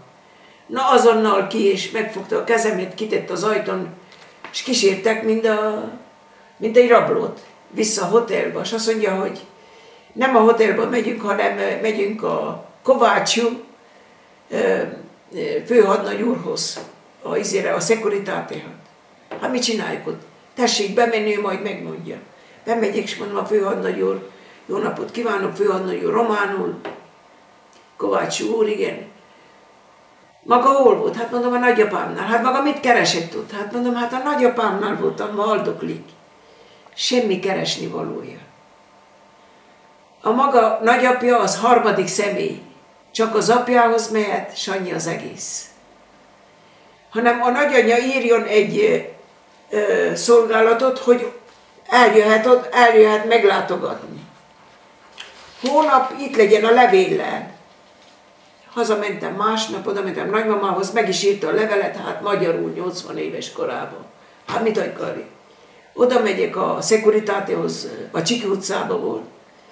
Bemegyek, és megfogja a levelet, és olvassa magyarul, hogy igenis az unokámat Goca Elvirát, igen, engedjen. Megfogja a levelet, és úgy belévágta az orromba, hogy elkezdett az orromvize, az orrom leve folyni, vérrel. Hát mondom, mit csinál a hadnagy úr? Hát azt mondja, maga hol van? Hát mondom, hát itt vagyok. A hadnagy úr azt mondta, hogy jöjjem, hozzam a levelet. De maga hol van? Hát mondom, hát itt vagyok a policián, vagy hogy hívják ezt a helyet. Itt vagyok ön előtt. De maga hol van? Hát mondom, hát hol vagyok? Szentgyörgyön. És milyen országban? Hát Romániában. És ez hogy van írva, és megint bevágta a levelet az orromba. Na figyeljen ide, itt Romániában vagyunk, és ide románul kell, mondom, nagyanyám nem tud, 80 éves. Azt mondja nekem, és mikor megy vissza? Hát mondom, 15 napra van kifizetve a hotelon, és 15 nap múlva mentem. De hát, én már pucoltam, én már megéreztem, hogy na itt baj lesz. A berendőt ott hagytam a hotelba, és a fiammal kimentünk, és fel Csiki utcába, be az autóba, és elindultam. De elcsíptek déván. Ahelyett, hogy egyenesen mentem, voltam én a Szerpentinen, felmentem, és ott elcsíptek. És csinálok, hogy állítok meg, de volt Valentinnek a kezébe bors és só. És mondom neki, hogy Valentin, a borsot, sót, és ha valaki jön az ablakhoz, üssed a szemébe, dobjad a szemébe, és kötözd be magadat, mert most indulunk, vagy meghalunk, vagy megyünk. Csinálok, hogy állok le lassabban, és félreálltak, hogy legyek, csináljon nekem helyet, aztán megindultam. Mivel én jól tudtam vezetni. Aztán engem többé nem fogtak el, hanem megöltek volna. És így kerültem vissza én. És mivel mielőtt elindultam volna, idejöttem Kovásznára, mert itt van a nagyszüleim, Vajna Róza és Gocz János a nagytatám, és emlékbe elvittem magamnak ezt a vizet, a borvizet, a kovásznai borvizet, ami 1979. júliusában volt, és vagy 2-3 kiló földet, ahol születtem ott fent Vajnafalvába, ezt vittem el ajándékba, és egy darab ágytakarót, ami itt van mellettem, ez volt az én csomagom a világban, amit vittem én magammal abban az időben. Azért, mert a hobbány örökké hívott, és egy olyan taliszmánféle volt nekem, hogyha megérintettem a földem és meg az üveget, megnyugodtam, vagy kimentem a balkonra, és a hajnalcsillagot láttam, hogy ott ragyog, ahol én vagyok. Na jól van, visszakerülök Párizsba, és mit csináljak, hogy nehogy valahogy a borvizemet ide oda raktam, hol raktam. Mivel utazunk ide-oda, hát vettem egy olyan bőröndöt, ami fent van, ami ha leesik a repülő, nem ég el, nem törik el, ez be van csavarva az én dolgaimba, szóval van, vagy 7 kiló volt az egész cukkom, amit én vittem, ez olyan taliszmányi melegítő, színmelegítő volt az én Székelyföldemről. És amikor hazaértem, örökké betettem az önfélsége 1 méter 60 és 2 méter szefibe, be volt csomagolva ezüstpapírba, és egy kék rózsa volt rá kötve ide a fejére, és betettem. És egyszer véletlenül hát lássa továbbról, hogy ott valami ragyog. Azt mondja, mi van ott bent, Elvira? What is it? Azt mondja, it's my diamond, az én gyémántom. Azt mondja, mit beszél maga? Honnét szerezte ezt a rajtám? Mondom, én bizony Romániából hoztam. És nem kérte meg, hogy betegyem, hát mondom, önfélsége, nem roncs el az ön ékszereit, mert ez külön van. És az mindegyik egy katolyába teli van, tovább én csak melléje tettem, úgyhogy semmi, ez csak jóságot hoz. Tessék meg, ez megtartsa magának az egészségét, amíg élünk itt ketten. Na mutassam meg, és akkor kiveszem és viszem hozzá. Megfogja, és ide én fogom, hogy nehogy elejtse. Te mit képzelsz? Fogom, és ő veszi le a rózsát, és akkor tekeri le izé. És nézi, hogy hát azt mondja, you are crazy? Hát maga bolond, meg van bolondulva? Hát hogy merte betenni a maga vizit oda azt? És azt mondja nekem, hogy gyémánt. Hát én elhittem. Hát nézze oda, azt miért hozta ide haza, mondom? Önfélsége, ne haragudjék meg. Engem a gyémántok nem melegítnek, de ez az üvegvíz, és ez a kismarok föld. Ez az én taliszmánom. Vagy ez, ami nekem fog örökké melegíteni az én szívemet, hogy én valahonnét jöttem. Úgyhogy bocsássa meg a önfélsége, és engedje meg, hogy tegyem vissza továbbra is az én gyémántomot a szentbe. És így marad meg, akárhova mentem, ez jött vele. Amiután az önfelségem meghalt, hát dolgoztam az amerikai kórházba, amelyik a legnagyobb kórház, privát kórház Párizsba. És a professzor Agurian, egy pszichiáter, ezért telefonál nekem, és azt mondja, Elvira, nekem volna a királyi családhoz nagyon közel egy betegem, nem mondta ki a nevét, akinek szkizofréniája van.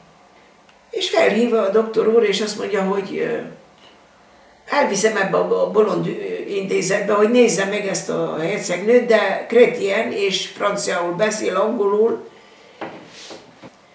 Hát szegény, mikor hozták az orvosságot, néha bevette, amikor feltették a perfúziót, elaludt, akkor oda csinált magára, akkor behozták az ételt, egy tortát, egy azt, elérakták az asztalt, és aztán ő mindent megevett, és ki is hányta, mert hát azt nem lehetett egy asztalt mindent megenni, ugye? És az ágy alól látom, hogy teli van az ágy alatt az orvossággal, hogy ő nem vette be, és a főnövér nem vigyázott rá, ő neki kellett a be, és aztán ment tovább. Zárta be, és aztán nem mentünk ki. És nekem volt egy bluzom, amire rá volt írva, hogy Chanel parfum. És ő úgy hívott engem, hogy Madame Chanel. No, a Madame Chanel 3 nap múlva megmondja, hogy itt nagy baj van, ennek a nőnek lehet segíteni, És itt van az egész orvosság. És itt van a leírás, hogy a főnövér nem jön be, a növérkék bejönnek, és ott hagyják az élelmet, az orvosságot nem teszik a szájába, csak a perfúziót megcsinálják, a perfúziót kihúzzák, bezárják az ajtót, és viszontlátásra. Igenis, én meg tudom gyógyítani. Szóval nem, hogy meg tudom gyógyítani, hanem lassacskán, lehet évekbe fog kerülni, lassan az elméletit vissza tudom hozni, és így lassan előbb 3 hónapig Párizsban maradtam, és akkor azt mondta, hogy nem itt fogjuk kezelni, hanem Kuwaitba kell jönni. Jó, de azt aztán úgy kellett vigyázzak rá, hogy mindig mellette voltam, mert hanem szedte össze a gyertyákat, meggyújtotta, és akkor felgyújta a palota. Vagy pedig kinyitotta az ablakot, és hányta ki a tányérokat. Szóval nem volt a maga észnél. Vagy pedig kinyitotta a jégszekrény, és mindent megevett. És aztán így lassan le kellett szoktassam mindenről, és beszélni vele. És tornászni a fejétől. És akkor neveket, és akkor egy meg egy az mennyi. És akkor ez Mária, és ez egy ember, ezt egy Józsefnek hívják, és ez Mária, ez nő. És ezt így kell, és az meg kell mosni a fogat, és akkor sok munkát kellett vágni, ez nem ment olyan könnyen, nem fizettek engem semmiért, nekem éjjel-nappal ott kellett mellette lenni.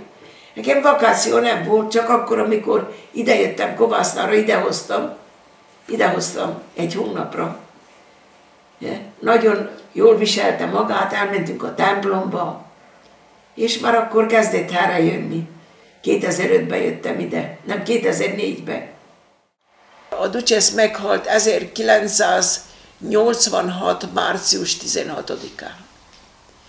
Én neki köszönhetem, hogy azután annyi levél volt nekem, de mindig, addig is, mindenhova. A Hohenlohe hercegnő Spanyolországból, a prezidencia, akkor a tunéziai elnök, akkor Liz Taylor, akkor ki nem hívott meg, az arabok mind leveleket küldtek, hogy mindegyiknek menjek, akkor Pérez de Cuéllar, az állami főtitkár is, Madame de Rothschild, a leggazdagabb személy, Nadine de Rothschild, amelyik egy nagyon kedves táncos nő volt valamikor, de egy utcai nő, de színésznő volt, szép volt, nagyon kedves volt. Akkor neki dolgoztam, vagy több mint 2 évig, azután mentem a Ben Ali család, az elnöki családnak Kártásba, a leányait gondoztam, és azután pedig a Mitterrand családhoz is elértem, szóval Robert Mitterrand, az elnöknek a testvére. Akkor minden nagy családnak dolgoztam Párizsba, Párizson kívül, minden gazdag embernek, mert engem soha nem érdekelt az ő gyémántjuk, vagy valami. Én megcsináltam, amire én rá voltam bízva. Akkor nagy íróknak, mint Joseph Kessel, ott van feleségének, Jean de Tour, az akadémia, a legnagyobb akadémia, a francia akadémia. Én milyen nagy embereknek dolgoztam. Akkor azután kikerültem a Princess Haifa El Faisal, Arábia Szaudia hercegnőnek. Akkor azután Arábia Szaudiából Kuwaitba megint Al-Hamad Hamad, a nagy kuwaiti családoknak, és akik itt is voltak, a hercegnők meglátogattak, gondolták, hogy visszavisznek megint, de aztán nem mentem vissza. Akkor Puccini család itt Olaszországból, akit telefonon át kezeltem 43 évig, most is ebbe az évben meghalt a férje, és vele voltam nyaralni. A Nina Ricci, a párfűmes, nagy párfűmes gazdag. Szóval annyi embert, hogy nem is tudom összeszedni az egész. Akkor Németországban Michel Krügel, egy nagy miniszternak, Svájcba, egy más nagy bankosnak. Akkor a román király nálam volt, az én házamban, ott ebédelt. Hát soknak dolgoztam, nagyon sok embernek, de úgy csináltam örökké, hogy amikor volt egy kicsi pénzem, mentem a szegényeknek is, és egyszer csak meglepődtem arra, hogy egy nemzetközi diplomát kaptam, ami a világhírű, szóval a legjobb serviteur de l'humanité, itt van az aranykereszt. Ahelyett, hogy pihentem volna, szombaton és vasárnap mentem a szegényeknek. A vérnyomást megnéztem, beköttem, megmosdattam őket, főztem nekik. És mindig gondoltam, amikor az öregeknél voltak, szegényeknél, hogy na, ezt én a nagymamámnak csinálta, vagy ezt a nagytatámnak, mert nekik nem tudtam soha csinálni semmit.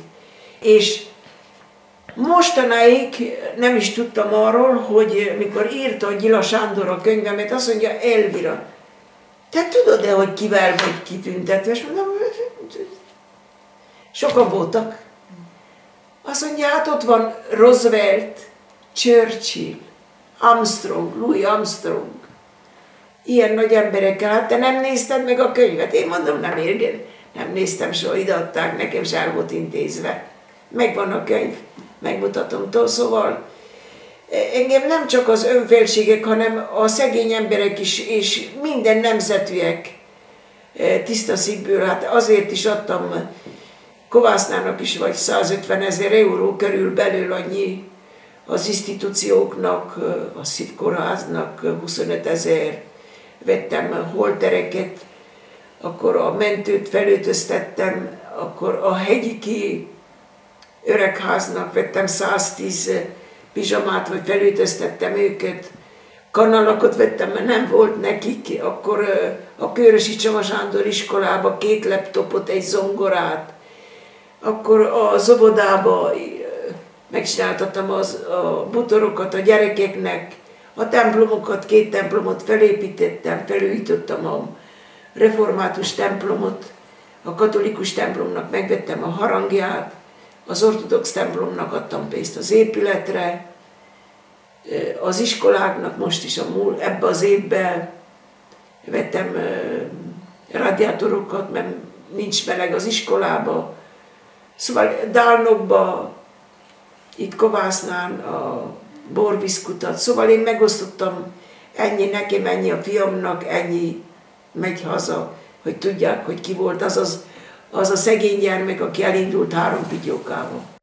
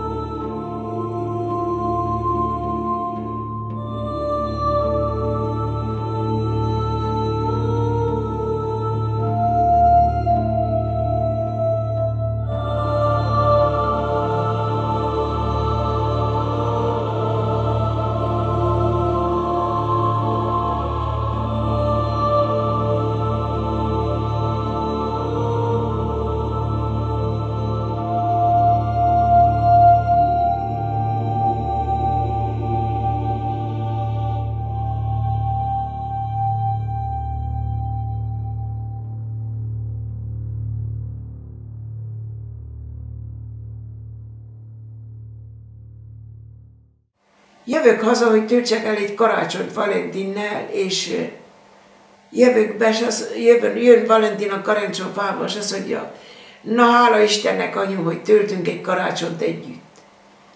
Hát mondom, én is nagyon örvendek, drága gyermekem. Szól a telefon.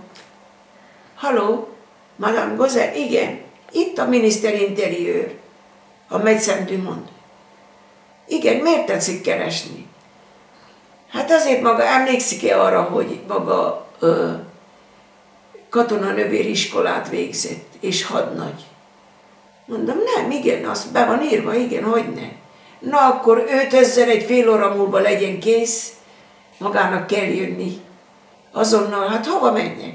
Hát Románia felszabadult, és este 10 órakor indul egy nagy Herkule, 3 nagy autóval megrakva orvossággal, és 20 sebésszel mennek Románia felé. És akkor szépen egy fél óra múlva ott volt a katonai repülő, a Médecins du Monde, szóval a világhírű orvosok, és én idejöttem Romániába. És akkor az semmi, hanem elvittek a krematóriumba. Na még ott volt a szekuritát, és ott volt a szegény ember, aki dobta be a fiatalokat, hogy égjenek el, amit hoztak Temesváron. De voltak olyanok, hogy a cipőket lehúzták, és ott voltak egy csomó cipő. Hát ez egy borzalom, és ami szag ott volt. Hát azt elképzelni, én nem tudtam menni, csak kenyeret alig nyeltem le, és sírtam az úton végig. Akkor olyan helyre az Intercontinental háta mögött, ott volt egy öreg otthon, amely gyönyörű, szép, gyönyörű, gazdag ház lehetett, és odaadták, hogy menjek oda. Hát látom, hogy ott fent milyen luxusos, stb. Miniszterek voltak, akik oda be voltak rakva. De hát látom, hogy egy tányérkába egy néni megy, nyitsa ki egy ajtót, és megy lefelé. Hát én mentem utána. 2 pince volt, és lent voltak becsukott emberek, hogy nem is tudták már ott, hogy mérnökök, doktorok. Ott lent voltak 6-7 egy szobába.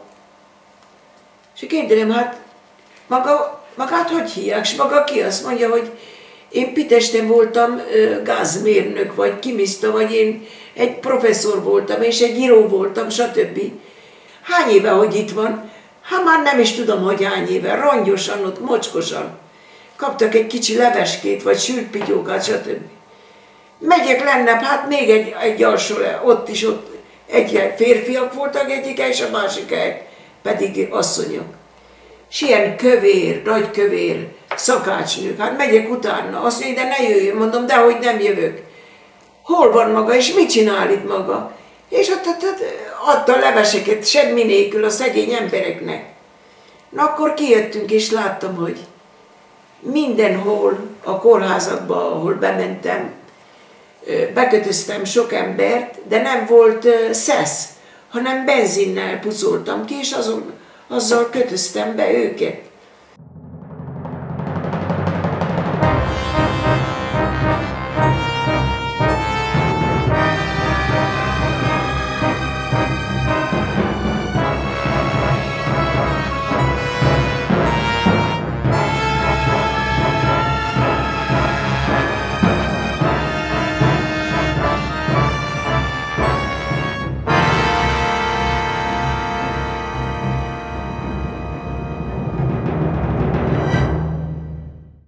És az történt, hogy beteg lettem.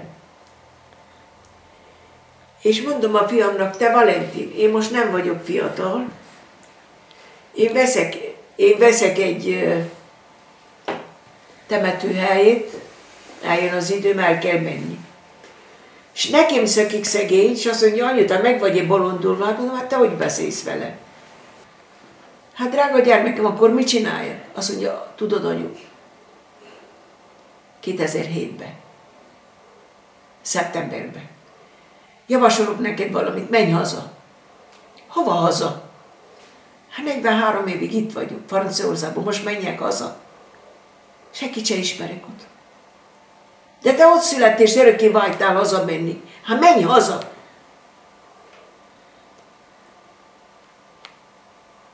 Hát ez engem úgy meglepett, hogy azt mondtam neki, na jól van, fiam, meggondolom magam, pucolják. És én rosszul lettem, egy preinfarktust kaptam, és bevitt, annyira volt erőm, hogy a telefont és felhívjam a mentőt, bevitt a kórházba. Valentin nem jött oda, pedig megmondták, hogy infarktust kaptam. És amikor hazatértem a lakásomba, akkor eladásra tettem, és meggondoltam, hogy na, most többé neked nincs szükséged reám, csak a pénzemre.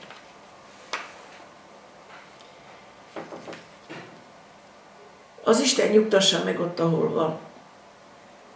Ő nem érezte soha azt, hogy én éjjel-nappal dolgoztam. Hanem mikor fiatalabb volt, akkor azt mondta nekem, anyu, te olyan fösvény vagy. De hát én semmi nélkül mentem el, csak a mackóval. Hanem csak akkor tudta meg, amikor megnősült, és neki is gondjai, anyagi gondjai lettek, hogy most a házbért kell kifizetni. És amikor kértem a pénzt tőle, bevágta az ajtót, és azt mondta nekem, hogy tudod mit, anyu, menj a francba. És akkor én eljöttem a francba. Hát hazaköltöztem 2008. május 3-án jöttem Kovásznára, megvettem a lenti lakást, 2009-ben Izraelben voltam, hazajöttem. 2009-ben elmentem az apjához, mert jött a gyerekekkel, és a két unokával, ott töltöttük a karácsonyos az új évet. 2 napra jött haza csak, és én oda mentem Bejusba, és nem beszélt velem, mert tartozott sok pénzzel. De én nem is kértem, nem beszéltem semmiről. Jól éreztünk magunkat, visszament. 2010-ben kérdezem, hogy hát jössz-e haza, és azt mondja, anyu, nem tudok hazajönni, mert nagyon sok munkát vállaltam, és nem csak a katonaságnál, hanem privát munkában is kell dolgozzak. Nem mondom, elég sajnos, hogy nem látlak. Majd meglátsz, jól van, és ennyi volt az egész. És 2 nappal azelőtt, ami előtt meghalt volna, felhívott a telefonon, és azt nagyon sírt, és beteg volt. Ő neki Parkinson betegsége volt. Reszketett, és mondtam neki, te Valentin, menj az orvosra, azt mondja, örökké ne javasolj. Mondom, hogy nem javasolok, de te beteg vagy. Ő nem szedte az orvosságát. És napról napra ment a betegség. Akkor elvállalt egy csomó munkát, ki volt fáradva, nem evett, nem szedte az orvosságát. Nagyon sírt, és azt mondja, anyu, nagyon kérlek, bocsáss meg. Nem voltam jó hozzá. Hazaküldtelek. És amennyit dolgoztál, 20 évig örökkétig a fél fizetésedet elvette. Bocsáss meg nekem, anyu, jó. Sírt kegyetlenül, és mondom, semmi baj, Valentin. Találkozunk nem sokára. Ennyi volt az egész. És akkor 25-én januárban neki nem kellett volna menni dolgozni. Felment egy 8 emeletes házra, és fel akartak húzni valami ilyen nap ernyős izét. A kötél megszakadt, nem volt jól megkötve a kéményre, és lezuhantak. És levágta a fejét. A fél fejét levágta, fél agyát.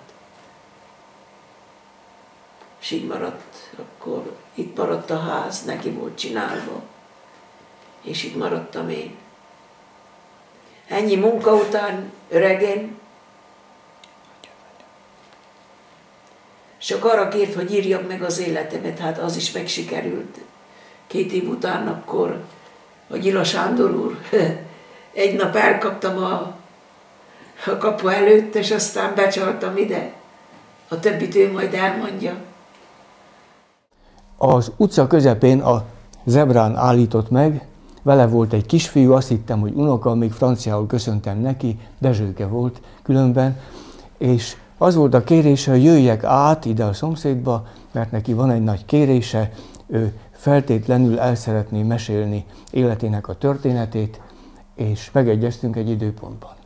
Na most én természetesen pontos időben jelentkeztem, ő figyelte az órát, tehát ez nekem nagyon tetszett, hogy ilyen nyugati stílusú hölggyel állok szemben. El is mondta, hogy náluk, ha valaki azt mondta, hogy 5 óra, akkor az 5 óra, és kezdődött a mese, a történet, tehát diktafonra vettem föl a elbeszélést.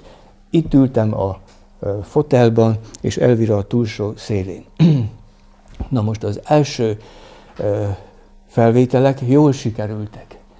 Tehát ő 40 évig külföldön lakott, és ez bármennyire is anyanyelvünk a magyar, ez rányomja a pecsétjét.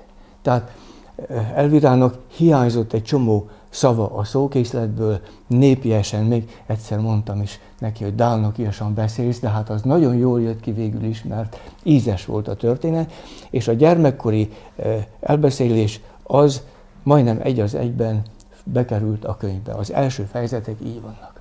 Aztán, ahogy bonyolódott a történet, és olyan szavak voltak szükségesek, amelyek még nem szerepelhettek az ő dálnoki magyar vagy kovásznai székely szótárában, akkor akadozni kezdett a történet, és erre jött rá a lelki depresszió. Tehát amikor arról kellett mesélni, hogy végül is mi történt az ő életének a céljával, a fiúgyermekével, akkor már határozottan csupa sírás hangzott, hallatszott a felvételeken, és azt a történet egészét hangszalagról átírni, ahogy divatos ez a műfaj, az oral history, nem lehetett közzétenni, tehát úgy nem ment.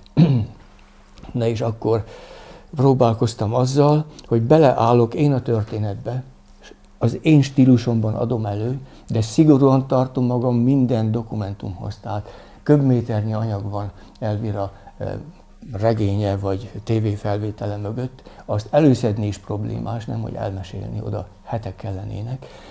És gyakorlatilag ezekből az anyagokból sikerült, mindent beszkenneltem, átolvastam, szerencsére én franciát tanultam az iskolában.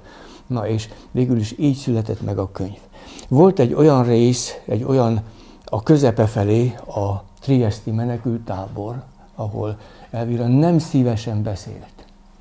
Na és akkor ő nagyon távol volt, 12 000 kilométerre az Île-Maurice, a Szent Móricz szigeteken.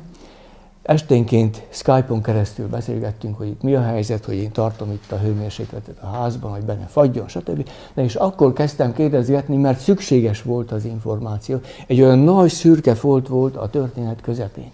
Na és akkor így sikerült kiszedni, hogy kínozták, hogy a körme alá gombostűt ütöttek, hogy a fejét hidegvizes tócsába, dézsába verték, hogy ütötték, hogy mi történt. Tehát erről, ha ez a távolsági megbeszélés nem esett volna meg, akkor nem értesültünk volna. Tehát annyira beleverhették a félelmet, hogy ezt nem akarta elmondani. Na és akkor hazajött, tovább ment a történet, kész volt, amikor a Háromszék szerkesztősége azt kérdezte, hogy nem adnék-e egyet-kettőt úgy reklám célból, nekünk is jó, meg nekünk is jó, nem adnék-e az újság számára belőle.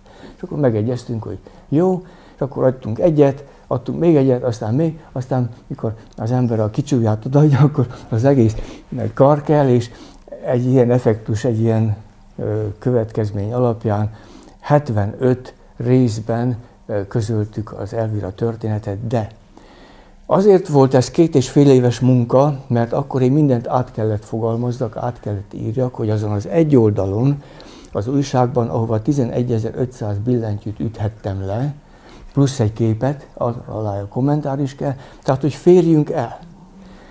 És akkor én bontottam a régebbi szövegeket, átfogalmaztam, szorítottam, ez jól jött. Tehát ez nagyon jó, nagyon köszönöm a lapnak ezt a kényszert, mert tömörebb lett a történet, hát 1000 oldal lett volna, azt kinyomtatni is, finanszírozni is probléma. Tehát tömörebb lett a történet, és ők állandóan figyelték háttérből. Tehát például a korrektúra feladata, hogy helyesen írjon le egy államfőnek a nevét, azt ne tévessz el. Tehát François Mitterrand az Mitterrand 2 R-rel, és nem DT, hanem csak D-vel végződik például. Én rosszul írtam, tehát T-vel volt a végén. Tehát ők mindig figyelték, hogy így, meg úgy, meg amúgy. A végén már annyira, hogy Elvira mesélte a házasságát a francia miniszterrel, és ők kezdték ellenőrizni, hogy igazat beszélünk-e. Tehát sokszor annyira hatalmasan fantasztikus volt a történet, hogy nehezen hitte el, aki nem látott minden dokumentumot. Még azt elfelejtettem mondani, hogy amikor ide leültem, és Elvira asszony a túlsó oldalra, az volt a kérése, hogy ő azt szeretné, ha megírjuk életének a regényét. Hát mondom, azt nem ígérem, de kezdjünk hozzá az elbeszéléshez.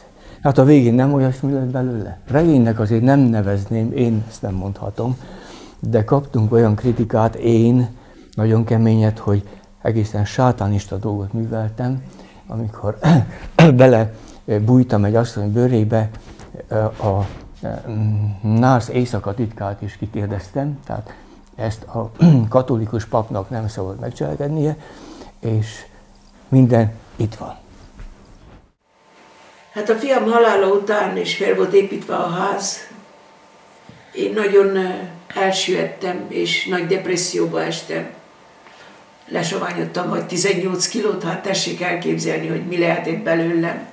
Most se vagyok 67 kiló, hát mi lett belőlem. Járkáltam, mint egy hódkoros, és semmire nem gondoltam, csak arra gondoltam, hogy mikor megyek én, és mikor pusztulok el. Mert hát ez egy olyan fájdalom volt nekem, hogy nincsen szavak, hogy kimondjam én azt, hogy mit éltem át, és hogy éltem át ezt a bánatot, és mit ért az nekem, hogy én annyit gürcöltem, és hurcoltam világot, keresztül jártam, ilyen királyi udvarokkal dolgoztam, aranytányérból lettem, mit ért ez nekem, hogy hazaértem ide, és itt maradtam egyedül. Ez egy nagyon fájdalmas dolog, és nem tudom, hogy ki tudok egy valaha gyógyulni. Azaz, hogy 2 év után rátaláltam Gyila Sándor úrra, akit egy kicsit helyreért az eszem, és megígértem Valentinak, hogy megírom az életünket. És valahogy neki kezdtem ennek az írásnak, ami 1/4 óra írás volt, egy fél óra sírás, úgyhogy nem is tudom, jó ember ez a Gyila Sándor, hogy bírta ki az én ótkorosságaimat. Hát itt van a Dezsőke. Dezsőke? Igen. Gyere ide, aranyom.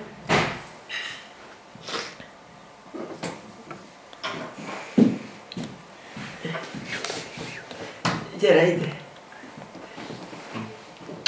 Gyere, csücsü, ide.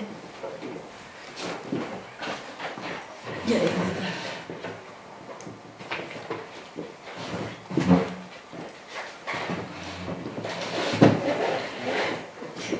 Én neki köszönhetem, hogy itt vagyok. Most már a 7. éve. Nagyon jó gyermek, ő segített ki örökké.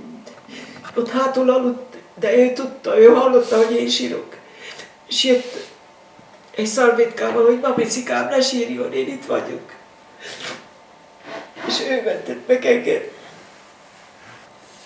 Hát én amíg élek, mindig fogok segíteni rajta. És ő most tud jól románul, ő most 8-os. Én őt nagyon szeretem. Ő tud angolul, most tanulunk olaszul. Szót fogad, megy karatéra. Ő most nagyfiú, és ő segít nekem. Szóval lélekből segít. Ő itt van örökké. Mindig mondja, hogy ne sírjak, mert ő itt van mellettem. Néha kimegyünk a temetőbe együtt, igaz, aranyom? De drága kicsi fiam. Ez éppen olyan, mint Valentin. Olyan. A természete még jobb. Szóval ő megértette azt, hogy mi a szegénység, vagy mi a bánat, vagy mi az éhesség, vagy mi az, hogy nincsen, és valami hiányzik, mert ahányszor kérdeztem, hogy mi kell neked, Dezsőke, mindig azt válaszolta, ha szereted, mamicikám. Igazi aranyja. Igen.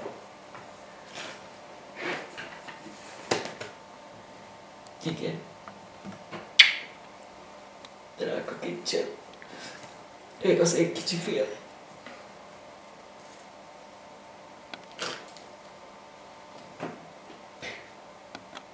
Hogy teltek az évek itt nálam? Nagyon jó. Nem baj, majd sokáig fogunk együtt lenni, igaz? Így van. And you learn English Yes. and Italian, of course. Yes. So, Yes. And you go to karate? yes. Yes. I go. And you like it? Yes, I like it. Okay. Thank you very much.